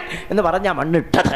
எல்லாரையும் கொண்டு போய் அடக்கம் செய்யறதான வேளையிலே கர்த்ததாமே ஆரவாரத்தோடும் பிரதான தூதனுடைய சத்தத்தோடும் தேவ காலத்தோடும் வானத்தில் இறங்கி வருகிறதான வேளையிலே இவர் முதலாவதாக எழுந்திருப்பார் என்று சொல்லி தான் அவரை அடக்கம் பண்ணினார்கள். ആരായി എഴുന്നേറ്റ് വരുന്നതെന്ന് അവിടെ ചെന്ന് നോക്കണം, അപ്പൊ അറിയാം யார் எழும்பி வருவார்கள் என்று அங்கே போய் பார்த்தால் தான் தெரியும். அப்பொழுது ദുഷ്ടനും തമ്മിലുള്ള വ്യത്യാസം അവിടെ കാണും. நீதிமானுக்கும் துன்மார்க்கனுக்கும் இருக்கிறதான வித்தியாசத்தை அங்கே காணலாம். ജീവനോട് ഇരിക്കുന്നവർ രൂപാന്തരപ്പെടും. பரிசுத்தாவின் அபிஷேகத்தை பெற்று വിശ്വാസത്താൽ ദൈവശക്തിയിൽ കാക്കപ്പെടുന്നവർ, விசுவாசத்தினாலே தேவனுடைய வல்லமையினால் காக்கப்பட்டவர்கள். ഫിലിപ്പിയ ലേഖനം 3 അവസാനത്തിൽ വായിക്കും. பிலிப்பியர் 3 கடைசி வாசிக்கிறோம். നമ്മുടെ പൗരത്വം സ്വർഗ്ഗത്തിൽ, நம்முடைய குடியிருப்போ பரலோகத்தில், നമ്മുടെ കർത്താവായ യേശുക്രിസ്തു രക്ഷിതാവായി വരുമെന്നും കാത്തിരിക്കുന്നു. நம்முடைய கர்த்தராகிய இயேசு என்கிறதான இரட்சகர் வரை எதிர்பார்த்து கொண்டிருக்கிறோம். അവൻ സകലവും തനിക്ക് കീഴ്പ്പെടുത്തുന്ന തന്റെ വ്യാപാര ശക്തി കൊണ്ട്, அவர் எல்லாவற்றையும் தமக்கு கீழ்ப்படுத்துகிறதான தம்முடைய வல்லமையான செயலினாலே നമ്മുടെ താഴ്ചയുള്ള ശരീരത്തെ, நம்முடைய அற்பமான இந்த சரீரத்தை യേശുവിന്റെ മഹത്വമുള്ള ശരീരത്തോട് അനുരൂപമായി രൂപാന്തരപ്പെടുത്തും. இயேசுவினுடைய மகிமையான சரீரத்துக்கு ஒப்பாக மறுரூபப்படுத்துவார். ആ വ്യാപാര ശക്തി വ്യാപരിക്കുന്നവർ മാത്രമേ അന്ന് രൂപാന്തരപ്പെടുത്തൂ. அந்த வல்லமையான செயல் யாருடைய சரீரத்திலே கிரியை செய்கிறதோ அவர்கள் മാത്രം தான் உயிர்த்தெழுவார்கள். தேவனுக்கு ஸ்தோத்திரம். പരിശുദ്ധാത്മാവിന്റെ അഭിഷേകം പ്രാപിക്കുക മാത്രമല്ല, பரிசுத்தாவின் அபிஷேகம் பெற்றுக்கொள்கிறது மட்டுமல்ல, ആ പരിശുദ്ധാത്മാവിന്റെ ശക്തിക്കുള്ള കാക്കപ്പെടണം. அந்த பரிசுத்தாவின் வல்லமைக்குள்ளே காக்கப்பட வேண்டும். ഈ ശക്തി നമ്മുടെ ശരീരത്തിൽ വ്യാപരിച്ചുകൊണ്ടിരിക്കണം. இந்த வல்லமை நம்முடைய சரீரத்திலே கிரியை செய்து கொண்டிருக்க வேண்டும். എങ്കിലേ ശരീര രൂപാന്തരം നടക്കും. அப்படியானால் மட்டும்தான் சரீரம் மறுரூபமாக்கப்பட முடியும். ആ ശക്തിയിൽ നിറഞ്ഞു ജീവിക്കുന്നവർ, அந்த வல்லமையிலே நிறைந்து ஜீவிக்கிறவர்கள், ശക്തി വ്യാപരിച്ചുകൊണ്ടിരിക്കുന്ന, அந்த வல்லமையை வெளிப்படுத்தி ஜீவிக்கிறவர்கள், യേശു വരുമ്പോൾ ആരും ജാക്കി വെച്ച് പൊക്കി മേലോട്ട് കൊണ്ടുപോകണ്ട. இயேசு வரும்போது யாரும் அவர்களை ஜாக்கியை வைத்து உயர்த்தி மேலே கொண்டு போக வேண்டிய அவசியம் இல்லை. മേലോട്ട് കൊണ്ടുപോകാൻ ക്രെയിൻ ഒന്നും കൊണ്ടുവരണ്ട, തന്നെ അങ്ങ് പൊക്കോളൂ. மேலே கொண்டு போகும்படியாக கிரெயின் ஒன்று கொண்டு வர வேண்டிய அவசியம் இல்லை, தானாக எழும்பி செல்வார்கள். യേശുവിന്റെ വരവും വിശുദ്ധന്മാർ എടുത്തുകൊള്ളപ്പെടലും എന്ന് പറയുന്നത്, இயேசுவினுடைய வருகையும் பரிசுத்தவான்கள் எடுத்துக்கொள்ளப்படுதலும் என்று சொல்லப்படும் பொழுது, കാന്തം കാന്തിക വസ്തുവിനെ ആകർഷിക്കുന്നത് പോലെ, காந்தமானது தன்னால் இழுக்கக்கூடியதான பொருட்களை ஈர்த்து கொள்ளுகிறது போல, ഒരു ശക്തിയുള്ള കാന്തം എടുത്ത് നിങ്ങൾ മണ്ണിന്റെ മേളിൽ കൂടി ഇങ്ങനെ ഒന്ന് പിടിച്ചു നോക്കിക്കേ. ஒரு வல்லமை வாய்ந்ததான காந்தத்தை எடுத்து மண்ணுக்கு மேலாக இவ்விதமாக எடுத்துக்கொண்டு வைத்து பாருங்கள். ആ മണ്ണിനകത്ത് ഇരുമ്പിന്റെ അംശമുള്ള ഏതെങ്കിലും കിടപ്പുണ്ടെങ്കിൽ, அந்த மண்ணுக்குள்ளே இரும்பு துண்டுகள் ஏதாவது இருக்குமே ஆகில், എല്ലാം ഇങ്ങനെ ചാടി ചാടി ചാടി ചാടി പിടിക്കും മേലോട്ട്. எல்லாம் வேகமாக குதித்து குதித்து வந்து பிடித்துக் கொள்ளும். ഇനി ഒന്ന് ഈ ഒരു മുട്ടുസൂചി അവിടെ കിടപ്പുണ്ടെന്നിരിക്കട്ടെ, ഒരു മുട്ടുസൂചി, ஒரு குண்டூசி அங்கே இருக்கிறது என்று வைத்துக் கொள்ளுங்கள். കുണ്ടൂസിയെ വേഗം വാന്ന് വിളിക്കണ്ട, അത് എന്നിങ്ങ് വന്നോളൂ. குண்டூசியை சீக்கிரமாக வா என்று அழைக்க வேண்டிய அவசியம் இல்லை, அது தானாக வந்துவிடும். അത് ചാടി പിടിച്ചോളും, அது ஓடி வந்து பிடித்துக் கொள்ளும். ദൈവത്തിന് ஸ்தோத்திரம். വേറെ കുണ്ടൂസിയുടെ രൂപത്തിൽ വേറൊരു പുൽക്കൊടി കിടക്കുന്ന അവിടെ, രണ്ട് കണ്ട ഒരേപോലെ ഇരിക്കുക. குண்டூசியினுடைய வடிவத்திலே ஒரு புல்லு கூட அங்கே காணப்படுகிறது. ரெண்டும் ஒரே போன்ற வடிவத்தில் தான் இருக்கிறது. രണ്ടും അടുത്തടുത്ത് കിടക്കും, ரெண்டும் அருகாமையில் தான் இருக்கிறது. தேவனுக்கு ஸ்தோத்திரம். അതിലെ കുണ്ടൂസി ഏതാണ് പുല്ല് ഏതാണെന്ന് അന്നേരം അറിയാം. குண்டூசி எது புல் எது என்று அன்று தெரியும். ദുഷ്ടൻ ഏതാണ് നീതിമാൻ ഏതാണെന്ന് അന്നേരം അറിയാം. துன்மார்க்கன் யார் நீதிமான் யார் என்று அன்று தெரியும். അഭിഷേകം പ്രാപിച്ചവരേതാണ് പ്രാപിക്കാത്തവരേതാണെന്ന് അപ്പോഴറിയാം. அபிஷேகம் பெற்றவர்கள் யார் அபிஷேகம் பெறாதவர்கள் யார் என்று அன்று தெரியும். ചിലർ അഭിഷേകം പ്രാപിച്ചെങ്കിലും അഭിഷേകം നഷ്ടപ്പെടുത്തി ജീവിക്കുന്നവരുണ്ട്. சில அபிஷேகம் பெற்றிருந்தாலும் அதை நஷ்டப்படுத்தி அல்லது இழந்து போய் ஜீவிக்கிறவர்கள் உண்டு. ഇടയ്ക്കിടയ്ക്ക് അന്യഭാഷ പറയുന്നുണ്ട്, இடையிடையே அந்நிய பாஷைகள் பேசுகிறார்கள். പക്ഷേ യഥാർത്ഥ അഭിഷേകം നഷ്ടപ്പെട്ടു. ஆனால் உண்மையான அபிஷேகம் நஷ்டப்பட்டு போனது. അഭിഷേകം നഷ്ടപ്പെട്ടാലും ഇടയ്ക്കിടയ്ക്ക് അന്യഭാഷ പറയാം. அபிஷேகத்தை இழந்து போனாலும் இடையிடையே அந்நிய பாஷைகளை பேசலாம். അന്യഭാഷ പറയുന്നോണ്ട് പലരും ധരിക്കുന്നു എന്റെ അഭിഷേകം എന്റെ മേൽ ഉണ്ടെന്നാണ്. அந்நிய பாஷை பேசினாலும் பலர் எண்ணுகிறது என்னவென்றால் அதனுடைய ஒரு பகுதி இடத்தில் உண்டு என்று. അഭിഷേകമുണ്ടോ ദൈവശക്തി വ്യാപരിക്കുന്നോ എന്ന് അന്നാ വെളിപ്പെടുന്നു. அபிஷேகம் உண்டோ தேவனுடைய வல்லமை கிரியை செய்கிறதோ என்று அன்று வெளிப்பட போகிறது. യേശുക്രിസ്തു വന്നപ്പോൾ ദൈവശക്തി വ്യാപരിച്ചിരുന്നവർ രൂപാന്തരപ്പെട്ടു. இயேசு கிறிஸ்து வந்தபோது தேவ வல்லமையினாலே கிரியை செய்யப்பட்டவர்கள் அவர்கள் மறுரூபமாக்கப்பட்டு சென்றார்கள். അന്യഭാഷ പറഞ്ഞുകൊണ്ടിരുന്ന ചിലരൊക്കെ ഇവിടെ ഇരിപ്പുണ്ട്. அந்நிய பாஷை பேசிக் கொண்டிருந்ததான சிலர் இங்கே இருக்கிறார்கள். അപ്പോഴാ പറഞ്ഞ അയ്യോ ഞാനും അന്യഭാഷ പറഞ്ഞായിരുന്നല്ലോ പോയില്ലല്ലോ. அப்பொழுது சொல்லுகிறார்கள் நானும் அந்நிய பாஷை பேசினேனே போகவில்லையே. കാത്തിരിപ്പിയോത്തിന് ഞാൻ അരമണിക്കൂർ പറഞ്ഞതാ. காத்திருப்பு கூட்டத்தில் நான் அரை மணி நேரம் சொன்னேனே. പക്ഷെ ദൈവശക്തി വ്യാപരിച്ചില്ല. ஆனாலோ தேவனுடைய வல்லமை கிரியை செய்யவில்லை. പരിശുദ്ധാത്മാവിന്റെ ശക്തി തമ്മിൽ വ്യാപരിക്കണം. பரிசுத்தாவினுடைய வல்லமை நம்மிடத்திலே கிரியை செய்கிறது. ദുഷ്ടനും നീതിമാനും തമ്മിലുള്ള വ്യത്യാസം അന്ന് കാണും. துன்மார்க்கனுக்கு நீதிமானுக்கு இருக்கிறதான வித்தியாசத்தை அன்று காண்பீர்கள். നീതിമാനാക്കപ്പെടുവാൻ നാലാമത്തെ പടി, நீதிமானாக மாற்றப்படுகிறதனுடைய 4ஆம் படி റോമാലേഖന 5:1 വാക്യത്തിൽ വായിക്കുന്നു. ரோமர் 5:1 வாசிக்கிறோம். വിശ്വാസത്താൽ നീതീകരിക്കപ്പെട്ട ശേഷം, விசுவாசத்தினாலே நீதிமான்களாக்கப்பட்ட பின்பு ദൈവത്തിന് സ്തോത്രം, தேவனுக்கு ஸ்தோத்திரம். നീതിമാന്മാരാക്കപ്പെടുവാൻ മാറ്റപ്പെടുവാൻ വിശ്വാസത്താൽ ജീവിക്കണം. നീതിമാന്മാരാக மாற்றப்படும்படியாக விசுவாசத்தினாலே பிறக்க வேண்டும். വിശ്വാസം, അവിടെ പറയുന്ന വിശ്വാസത്തിന് രണ്ട് അനുഭവങ്ങളുണ്ട്. இங்கே சொல்லப்படுகிறதான விசுவாசத்திற்கு ரெண்டு அனுபவங்கள் இருக்கிறது. ഒന്ന് വിശ്വാസത്താൽ ദൈവിക രോഗശാന്തി. ஒன்று விசுவாசத்தினாலே தெய்வீக சுகம். യാക്കോബിന്റെ ലേഖനം 5:15 വാക്യത്തിൽ വായിക്കുന്നു. யாக்கோபு 5:15 வாசிக்கிறோம். നിങ്ങളിൽ ഒരുവൻ ദീനമായി കിടന്നാൽ, உங்களிலே ஒருவன் வியாதிப்பட்டால் സഭയിലെ മൂപ്പനെ വരുത്തട്ടെ, சபையின் மூப்பர்களை வரவழைப்பானாக. அவர் വന്ന എണ്ണ പൂശി പ്രാർത്ഥിക്കട്ടെ. அவர்கள் வந்து எண்ணெய் பூசி அவனுக்காக ஜெபம் பண்ண கடவர்கள். വിശ്വാസത്തോടു കൂടിയ പ്രാർത്ഥന ദീനക്കാരനെ സൗഖ്യമാക്കുന്നു. அப்பொழுது விசுவாசமுள்ளதான ஜெபம் பிணியாளியை ரட்சிக்கும். അങ്ങനെ തന്നെയല്ലേ യാക്കോബ് 5:15 പറയുന്നത്? யாக்கோபு 5:15 அவிதமாகத்தானே வாசிக்கிறோம். അതോ തെറ്റായിട്ട് വല്ലതും പറയുന്നുണ്ടോ അവിടെ? அல்லது அங்கே தவறாக ஏதாவது சொல்லப்பட்டிருக்கிறதா? നിങ്ങളിൽ ഒരുവൻ ദീനമായി കിടന്നാൽ അംബാസഡർ കാർ വരുത്തട്ടെ. உங்களிடத்திலே யாராவது வியாதியாக இருந்தால் அம்பாசிடர் காரை வருத்தட்டும். അടുത്ത സൂപ്പർ സ്പെഷ്യാലിറ്റി ഹോസ്പിറ്റലിലേക്ക് കൊണ്ടുപോകട്ടെ. அடுத்த சூப்பர் ஸ்பெஷல் ஹாஸ்பிடலிலே கொண்டு செல்லட்டும். ഡോക്ടർ ബെഞ്ചമിന്റെ ഇഞ്ചക്ഷൻ അവനെ സൗഖ്യമാക്കുന്നു എന്നാണോ എഴുതിയിരിക്കുന്നത്? டாக்டர் பெஞ்சமினுடைய இன்ஜெக்ஷன் அவனை சௌக்கியமாக்கும் என்று எழுதப்பட்டிருக்கிறது. അങ്ങനെയല്ല. அப்படி அல்ல. നിങ്ങൾ ഒരുവൻ ദീനമായി കിടന്നാൽ, உங்களில் ஒருவன் வியாதியுள்ளவனாக இருப்பானாகி, മൂപ്പനെ വരുത്തണം. சபையின் மூப்பனை வரவழைக்க வேண்டும். എണ്ണ പൂശി പ്രാർത്ഥിക്കണം. அவர் உபவாசித்து ஜெபிக்க வேண்டும். വിശ്വാസത്തോടു കൂടിയ പ്രാർത്ഥന ദീനക്കാരനെ സൗഖ്യമാക്കും. விசுவாசத்தோடு கூடியுள்ளதான ஜெபம் பிணியாளியை ரட்சிக்கும். ദൈവിക രോഗശാന്തി അനുഭവിക്കാൻ 3 കാര്യങ്ങളുണ്ട്. தெய்வீக சுகத்தை அனுபவிப்பதற்கு 3 காரியங்கள் உண்டு. ഒന്ന്, പാപങ്ങളെ ഏറ്റുപറഞ്ഞ് ശുദ്ധീകരിക്കപ്പെടുക. ஒன்று, பாவங்களை அறிக்கை செய்து சுத்திகரிக்கப்பட வேண்டும். 2, സൗഖ്യമാക്കുവാൻ യേശുവിന് കഴിയുമെന്ന് വിശ്വാസം ഉണ്ടാകണം. இரண்டாவதாக சுகமாக்க இயேசுவால் கூடும் என்பதை விசுவாசிக்க வேண்டும். 3, പ്രാർത്ഥനാ ജീവിതം ഉണ്ടായിരിക്കണം. மூன்றாவதாக ஜீவியம் உண்டாயிருக்க வேண்டும். യേശു സൗഖ്യമാക്കുന്നവനാണ്. இயேசு சுகமாக்குகிறவர். ഒരു ദൈവ പൈതലിന്റെ സൗഖ്യം യേശുവിന്റെ അടിപ്പിണരിലാണ്. ஒரு தேவனுடைய பிள்ளைக்கு சுகம் இயேசுவினிடத்திலிருந்து வர வேண்டும். ഇവിടെ ഇരിക്കുന്ന ഓരോ ദൈവമക്കളുടെയും സൗഖ്യം യേശുവിന്റെ അടിപ്പിണരിൽ. இங்கே இருக்கிறதான ஒவ்வொரு தேவ பிள்ளைகளுடைய சுகம் இயேசுவினுடைய தழும்புகளில் இருந்து. ഹല്ലേലൂയ! ஹல்லேலூயா! നമ്മുടെ സകല രോഗങ്ങൾക്കും സൗഖ്യം അവിടെയാണ്. நம்முடைய சகல வியாதிகளுக்கும் சுகம் அங்கேதான். ബൈബിൾ അങ്ങനെയാണ് പറയുന്നത്. வேதம் அவிதமாகவே சொல்கிறது. അടിപ്പിണരുകളാൽ സൗഖ്യം വന്നിരിക്കുന്നു.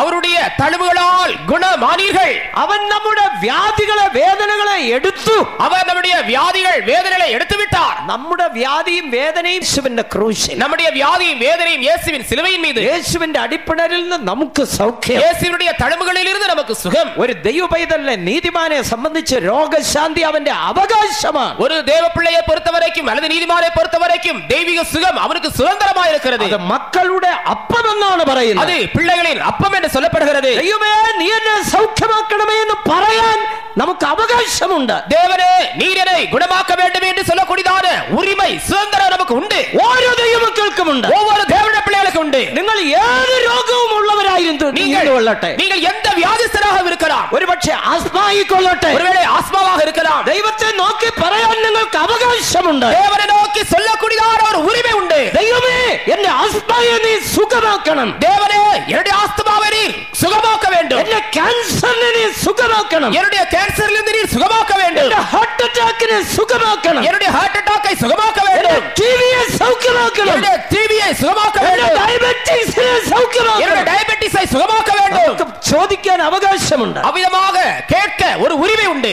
കാരണം ഒരു നീതിമാന്റെ അവകാശമാണ് രോഗശാന്തി. ஏனென்றால் ஒரு நீதிமானுடைய சுதந்திரம் அல்லது உரிமை தான் அந்த தெய்வீக சுகம். വിശ്വാസത്തിന്റെ മറ്റൊരു പടിയുണ്ട്. விசுவாசத்தின் இன்னொரு பகுதி உண்டு. അതൊരു ക്യാരക്ടറാണ്. அது சுபாவமாக இருக்கிறது. വിശ്വാസത്താൽ പൂർണ്ണപ്പെടുക. விசுவாசத்தினாலே பூர்ணமாக்கப்படுவது. യേശു ക്രിസ്തുവിൽ വിശ്വാസത്തിന്റെ പൂർണ്ണതയുണ്ടായി. இயேசு கிறிஸ்துவிலே விசுவாசத்தின் மூலமாக நாம் பூர்ணராக்கப்படுவது. യേശു ക്രിസ്തുവിൽ വിശ്വാസത്തിന്റെ പൂർണ്ണതയുണ്ടായിരുന്നു. இயேசு கிறிஸ்துவிலே விசுவாசத்தின் பூரணம் உண்டாயிருக்கிறது. 4 വിധ പൂർണ്ണത യേശുവിൽ ഉണ്ടായിരുന്നു. 4 விதமான பூரணங்கள் இயேசுவிலே இருக்கிறது. ഒന്ന് സ്നേഹത്തിൽ പൂർണ്ണത, ஒன்று அன்பிலே பூரணம், അനുസരണത്തിൽ പൂർണ്ണത, கீழ்ப்படிதலிலே பூரணம், പിന്നെ പരിശുദ്ധത്തിൽ പൂർണ്ണത, பரிசுத்தத்திலே பூரணம், 4 വിശ്വാസത്തിൽ പൂർണ്ണത, 4 விசுவாசத்திலே பூரணம். தேவனுக்கு ஸ்தோத்திரம். ദൈവത്തിന്റെ സഭയെ സംബന്ധിച്ച് ഈ വിശ്വാസത്തിന്റെ തികവിൽ വരുവാൻ ദൈവം ആഗ്രഹിക്കുന്നു. தேவனுடைய சபையை பொறுத்த மாத்திரத்திலே இந்த விசுவாசத்தினுடைய தேர்ச்சியிலே வரும்படியாக அவர் விரும்புகிறார். അതെങ്ങനെ സാധിക്കും? அது எவ்விதமாக முடியும்? അപ്പോസ്തോലിക കൂട്ടായ്മയാൽ, அப்போஸ்தலருடைய ஐக்கியத்தின் மூலமாக, പ്രതിഷ്ഠ പ്രതിഷ്ഠിക്കപ്പെട്ട അപ്പോസ്തലന്മാരുമായുള്ള കൂട്ടായ്മയാൽ பிரதிஷ்டை பண்ணப்பட்ட அப்போஸ்தலர்களோடு இருக்கிறதான ஐக்கியத்தின் மூலமாக അവരെ കുറിച്ചാണ് പറയുന്നത്. എന്റെ നീതിമാൻ വിശ്വാസത്താൽ ജീവിക്കും. அவர்களை குறித்து தான் என்னுடைய நீதிமான் விசுவாசத்தினாலே ஜீவிப்பான் என்று சொல்லப்படுகிறது. ദൈവത്തിന് സ്തോത്രം. தேவனுக்கு ஸ்தோத்திரம். ദൈവം അനുവദിച്ചാൽ നാളെ അതിനെക്കുറിച്ച് വിശദീകരിക്കാം. தேவன் அனுமதித்தால் நாளைக்கு அதை குறித்து நான் விவரிக்கிறேன். കൂട്ടായ്മയാൽ വിശ്വാസത്തിൽ പൂർണ്ണപ്പെടുന്നു. ஐக்கியத்தின் மூலமாக விசுவாசத்திலே பூர்ணப்படுகிறோம். അപ്പോസ്തോലിക കൂട്ടായ്മയാൽ அப்போஸ்தலருடைய ஐக்கியத்தின் மூலமாக വിശ്വാസത്തിൽ നിന്ന് വിശ്വാസത്തിലേക്ക് വളരുന്നു. விசுவாசத்தில் இருந்து விசுவாசத்துக்கு வளர வேண்டும். ദൈവത്തിന് സ്തോത്രം. தேவனுக்கு ஸ்தோத்திரம். അപ്രകാരം വിശ്വാസത്താൽ നീതിമാന്മാരാക്കപ്പെടുന്നു. அவ்விதமாக விசுவாசத்தினாலே நீதிமான்களாக்கப்படுகிறோம். ഇപ്രകാരം നീതീകരിക്കപ്പെട്ടവർ, இவ்விதமாக நீதிமான்களாக்கப்பட்டவர்கள் വെളിപ്പാട് പുസ്തകം 22-ാം അധ്യായത്തിൽ നാം വായിക്കുന്നു. வெளிப்படுத்தல் 22-ஆம் அதிகாரத்திலே நாம் வாசிக்கிறோம். നീതിമാൻ ഇനിയും നീതി ചെയ്യട്ടെ, நீதிமான் இன்னமும் நீதி செய்யட்டும், വിശുദ്ധൻ ഇനിയും തന്നെ വിശുദ്ധീകരിക്കട്ടെ, பரிசுத்தமுள்ளவன் இன்னும் தன்னை தானே பரிசுத்தமாக்கிக் கொள்ளட்டும், അഴുക്കുള്ളവൻ അഴുക്കാടട്ടെ, அசுத்தமாயிருக்கிறவன் அசுத்தமாயிருக்கட்டும், നീതി ചെയ്യുന്നവൻ ഇനിയും അനീതി ചെയ്യട്ടെ, நீதி செய்கிறவன் இன்னும் நீதி செய்யட்டும். ഇതാ ഞാൻ വേഗം വരുന്നു, இதோ நான் சீக்கிரமாய் வருகிறேன். ഓരോരുത്തനും അവനവന്റെ പ്രവൃത്തിക്ക് തക്ക പ്രതിഫലം அவரவருடைய கிரியைகளின்படியே அவனவனுக்கு பிரதிபலன் உண்டு. അത് നൽകുവാൻ എന്റെ കൈവശമുണ്ട്. அது கொடுக்கும்படியாக என்னிடத்திலே இருக்கிறது. ഈ നീതിമാന്മാർ നീതിയുടെ പൂർണ്ണതയിൽ വന്നേരണം. இந்த நீதிமான்கள் நீதியினுடைய பூரணத்தை வந்து அடைய வேண்டும். യേശുവിന്റെ നാൾ ഏറ്റവും സമീപമായി പോയി. இயேசுவின் வருகை நாள் மிகவும் சமீபமாகிவிட்டது. ദൈവം ഉണ്ടാക്കുവാനുള്ള ദിവസം, தேவன் உண்டாக்க போகக்கூடியதான அந்த நாள், അന്ന് നീതിമാന്മാർ അവനൊരു നിക്ഷേപമായി മാറ്റപ്പെടാൻ പോകുന്നു. அன்றைக்கு நீதிமான்கள் அவருடைய ஒரு பொக்கிஷமாக மாற்றப்பட போகிறார்கள். വിശുദ്ധന്മാർ അവനൊരു നിക്ഷേപമായി മാറ്റപ്പെടാൻ പോകുന്നു. பரிசுத்தவான்கள் அவருக்கு ஒரு பொக்கிஷமாகவே மாற்றப்பட போகிறார்கள். അവിടെ പറയുന്നു, ഒരു അപ്പൻ മകനെ ആദരിക്കും പോലെ, அங்கே சொல்லப்படுகிறது தகப்பன் மகனை கடாட்சிக்கிறது போல, ഞാൻ എന്റെ വിശുദ്ധന്മാരെ ആദരിക്കാൻ പോകുന്നു. நான் என்னுடைய பரிசுத்தவான்களை கடாட்சிக்க போகிறேன். എന്റെ വിശുദ്ധന്മാരെ ഞാൻ ബഹുമാനിക്കാൻ പോകുന്നു. என்னுடைய பரிசுத்தவான்களை நான் கனம் பண்ண போகிறேன். യേശുവിന്റെ നാൾ ഏറ്റവും അടുത്തുപോയി. இயேசுவின் நாள் மிகவும் சமீபமாகிவிட்டது. അവന്റെ വീണ്ടും വരവിൻ നാൾ ഏറ്റവും അടുത്തുപോയി. அவருடைய இரண்டாம் வருகை மிகவும் சமீபமாயிற்று. എല്ലാവരും തങ്ങളുടെ കണ്ണുകളെ അടയ്ക്കാം. இன்றுதானே நம்முடைய கண்களை நாம் மூடுவோம். എല്ലാവരും മുഴക്കാൽ മടക്കാം. இன்று நாம் முழங்காலிலே இருப்போம். ആ ദിവസം ഏറ്റവും അടുത്തിരിക്കുന്നു. அந்த நாள் மிகவும் சமீபமாயிருக்கிறது. അന്ന് നീതിമാനും ദുഷ്ടനും തമ്മിലുള്ള വ്യത്യാസം വെളിപ്പെടാൻ പോകുന്നു. நீதிமானுக்கும் துன்மார்க்கனுக்கும் இருக்கிறதான வித்தியாசம் வந்து வெளிப்பட போகிறது. വിശുദ്ധന്മാർ എടുക്കപ്പെടുന്നു, பரிசுத்தவான்கள் எடுத்துக்கொள்ளப்பட போகிறார்கள். നീതിമാന്മാർ എടുക്കപ്പെടുന്നു, நீதிமான்கள் எடுத்துக்கொள்ளப்பட போகிறார்கள். മധ്യാകാശത്തിലേക്ക് പറന്നുയരാൻ പോകുന്നു. அவர்கள் மத்தியாகத்திலே பறந்து உயரப் போகிறார்கள். സകല ദുഷ്ടന്മാരും കൈവിടപ്പെടാൻ പോകുന്നു. எல்லா துன்மார்க்கரும் கைவிடப்பட போகிறார்கள். അവർ കൈവിടപ്പെട്ട് നിലവിളിക്കാൻ പോവുകയാണ്. அவர்கள் கைவிடப்பட்டு சத்தமிட போகிறார்கள். എന്നാൽ വിശുദ്ധന്മാരോ, ஆனாலோ பரிசுத்தவான்களோ, நீதிமான்களோ സന്തോഷത്തിന്റെ ആർപ്പാടുകൂടെ, சந்தோஷத்தின் ஆர்ப்பரிப்போடு கூட യേശുവിനെ എതിരേൽക്കാൻ പോവുകയാണ്. இயேசுவை எதிர்கொள்கிறார்கள். ஹல்லேலூயா. അവർ യേശുവിനെ എതിരേൽക്കാൻ പോകുന്നു. அவர்கள் இயேசுவை எதிர்கொண்டு செல்ல போகிறார்கள். അവരുടെ വായിൽ സന്തോഷത്തിന്റെ ധ്വനി, அவர்களுடைய வாயிலே சந்தோஷத்தினுடைய சத்தம், സന്തോഷത്തിന്റെ ആർപ്പരിപ്പ്, சந்தோஷத்தின் ஆர்ப்பரிப்பு. കൈവിടപ്പെട്ടവരോ അലറി കരയാൻ പോവുകയാണ്. கைவிடப்பட்டவர்களோ அலறி சத்தமிட போகிறார்கள். ഒരു കൂട്ടരുടെ വായിൽ നിലവിളി, ஒரு கூட்டத்தாருக்கோ அதிக கதறுதல், ദുഷ്ടന്മാർക്കോ നിലവിളി, துன்மார்க்கருக்கோ கதறுதல், കൈവിടപ്പെട്ടവർക്കോ നിലവിളി, கைவிடப்பட்டவர்களுக்கோ கதறுதல், നീതിമാന്മാർക്കോ സന്തോഷം, அவர்களுக்கோ சந்தோஷம், അവർക്കോ ആനന്ദം. அவர்களுக்கோ ஆனந்தம். അവർ യേശുവിന്റെ അടുക്കലേക്ക് പോകുന്നു. அவர்கள் இயேசுவிடே போக போகிறார்கள். നാൾ ഏറ്റവും அந்த അടുത്തിരിക്കുകയാണ്. நாள் மிகவும் சமீபமாகிவிட்டது. നമുക്ക് ഒരുങ്ങുവാൻ ഒരു ദിവസം കൂടെ. நமக்கு ஆயத்தமாகும்படியாக ஒரு நாள் கூட. ഇന്ന് രാത്രിയിൽ എന്റെ ശബ്ദം കേട്ട ആരെങ്കിലും இன்றைக்கு இரவிலே அவருடைய சத்தத்தை கேட்ட யாராவது യേശുവിന്റെ രക്തത്താൽ നീതീകരിക്കപ്പെട്ടിട്ടില്ലെങ്കിൽ, இயேசுவின் ரத்தத்தினாலே நீதிமானாக்கப்படாவிட்டால், ഇന്ന് രാത്രി ക്രൂശിക്കപ്പെട്ട യേശു നമ്മുടെ മധ്യേ ഉലാവിക്കൊണ്ടിരിക്കുകയാണ്. இன்றைக்கு இரவிலே சிலுவையில் அறையப்பட்டதான இயேசு നമ്മുടെ മധ്യേ நின்று கொண்டிருக்கிறார். ആ രക്തം നമ്മുടെ മധ്യേ പാഞ്ഞൊഴുകുന്നു. அந்த ரத்தம் നമ്മുടെ மத்தியிலே பாய்ந்து கொண்டிருக்கிறது. ഈ പന്തലിൻ കീഴിൽ, இந்த பந்தலின் கீழே കസേരയിലിരിക്കുന്ന ഓരോരുത്തരുടെ മേൽ காயில் இருக்கிறதான ஒவ்வொரு மீதும் ഇപ്പോൾ ആ രക്തത്താൽ നീതീകരിക്കപ്പെടാനുള്ള അവസരം. ரத்தத்தால் நீதிமான்களாக்கப்பட போகிறார்கள். ഇതുവരെ സ്നാനമേറ്റിട്ടില്ലാത്തവർ, இதுவரைக்கும் ஞானஸ்நானம் எடுக்காதவர்கள் ഇപ്പോൾ അതിന് സമർപ്പിപ്പേ. இப்பொழுது ஒப்புக்கொடுங்கள். നിങ്ങൾ നീതിമാന്മാരാക്കപ്പെടുവീൻ. நீங்கள் நீதிமான்களாக்கப்படுங்கள். പരിശുദ്ധാത്മാവിനെ പ്രാപിക്കാത്തവർ, பரிசுத்தாவியை பெற்றுக்கொள்ளாதவர்கள், സ്വർഗം തുറക്കപ്പെട്ടിരിക്കുക. பரலோகம் திறக்கப்பட்டிருக்கிறது. ഇപ്പോൾ ദൈവം നിങ്ങളെ അഭിഷേകം ചെയ്യുന്നു. தேவர்களை அபிஷேகம் பண்ணுகிறார். അഭിഷേകം പ്രാപിച്ചിട്ട് അത് നഷ്ടപ്പെടുത്തിയവരെ, அபிஷேகம் பெற்றதை இழந்து போனவர்களே, ഇപ്പോൾ അത് വീണ്ടും പ്രാപിച്ചു കൊള്ളുവേ. இப்பொழுது அதை மறுபடியும் பெற்றுக்கொள்ளுங்கள். യേശു വരുമ്പോൾ കൈവിടപ്പെട്ടു പോകാതിരിപ്പാൻ, வரும்போது கைவிடப்பட்டு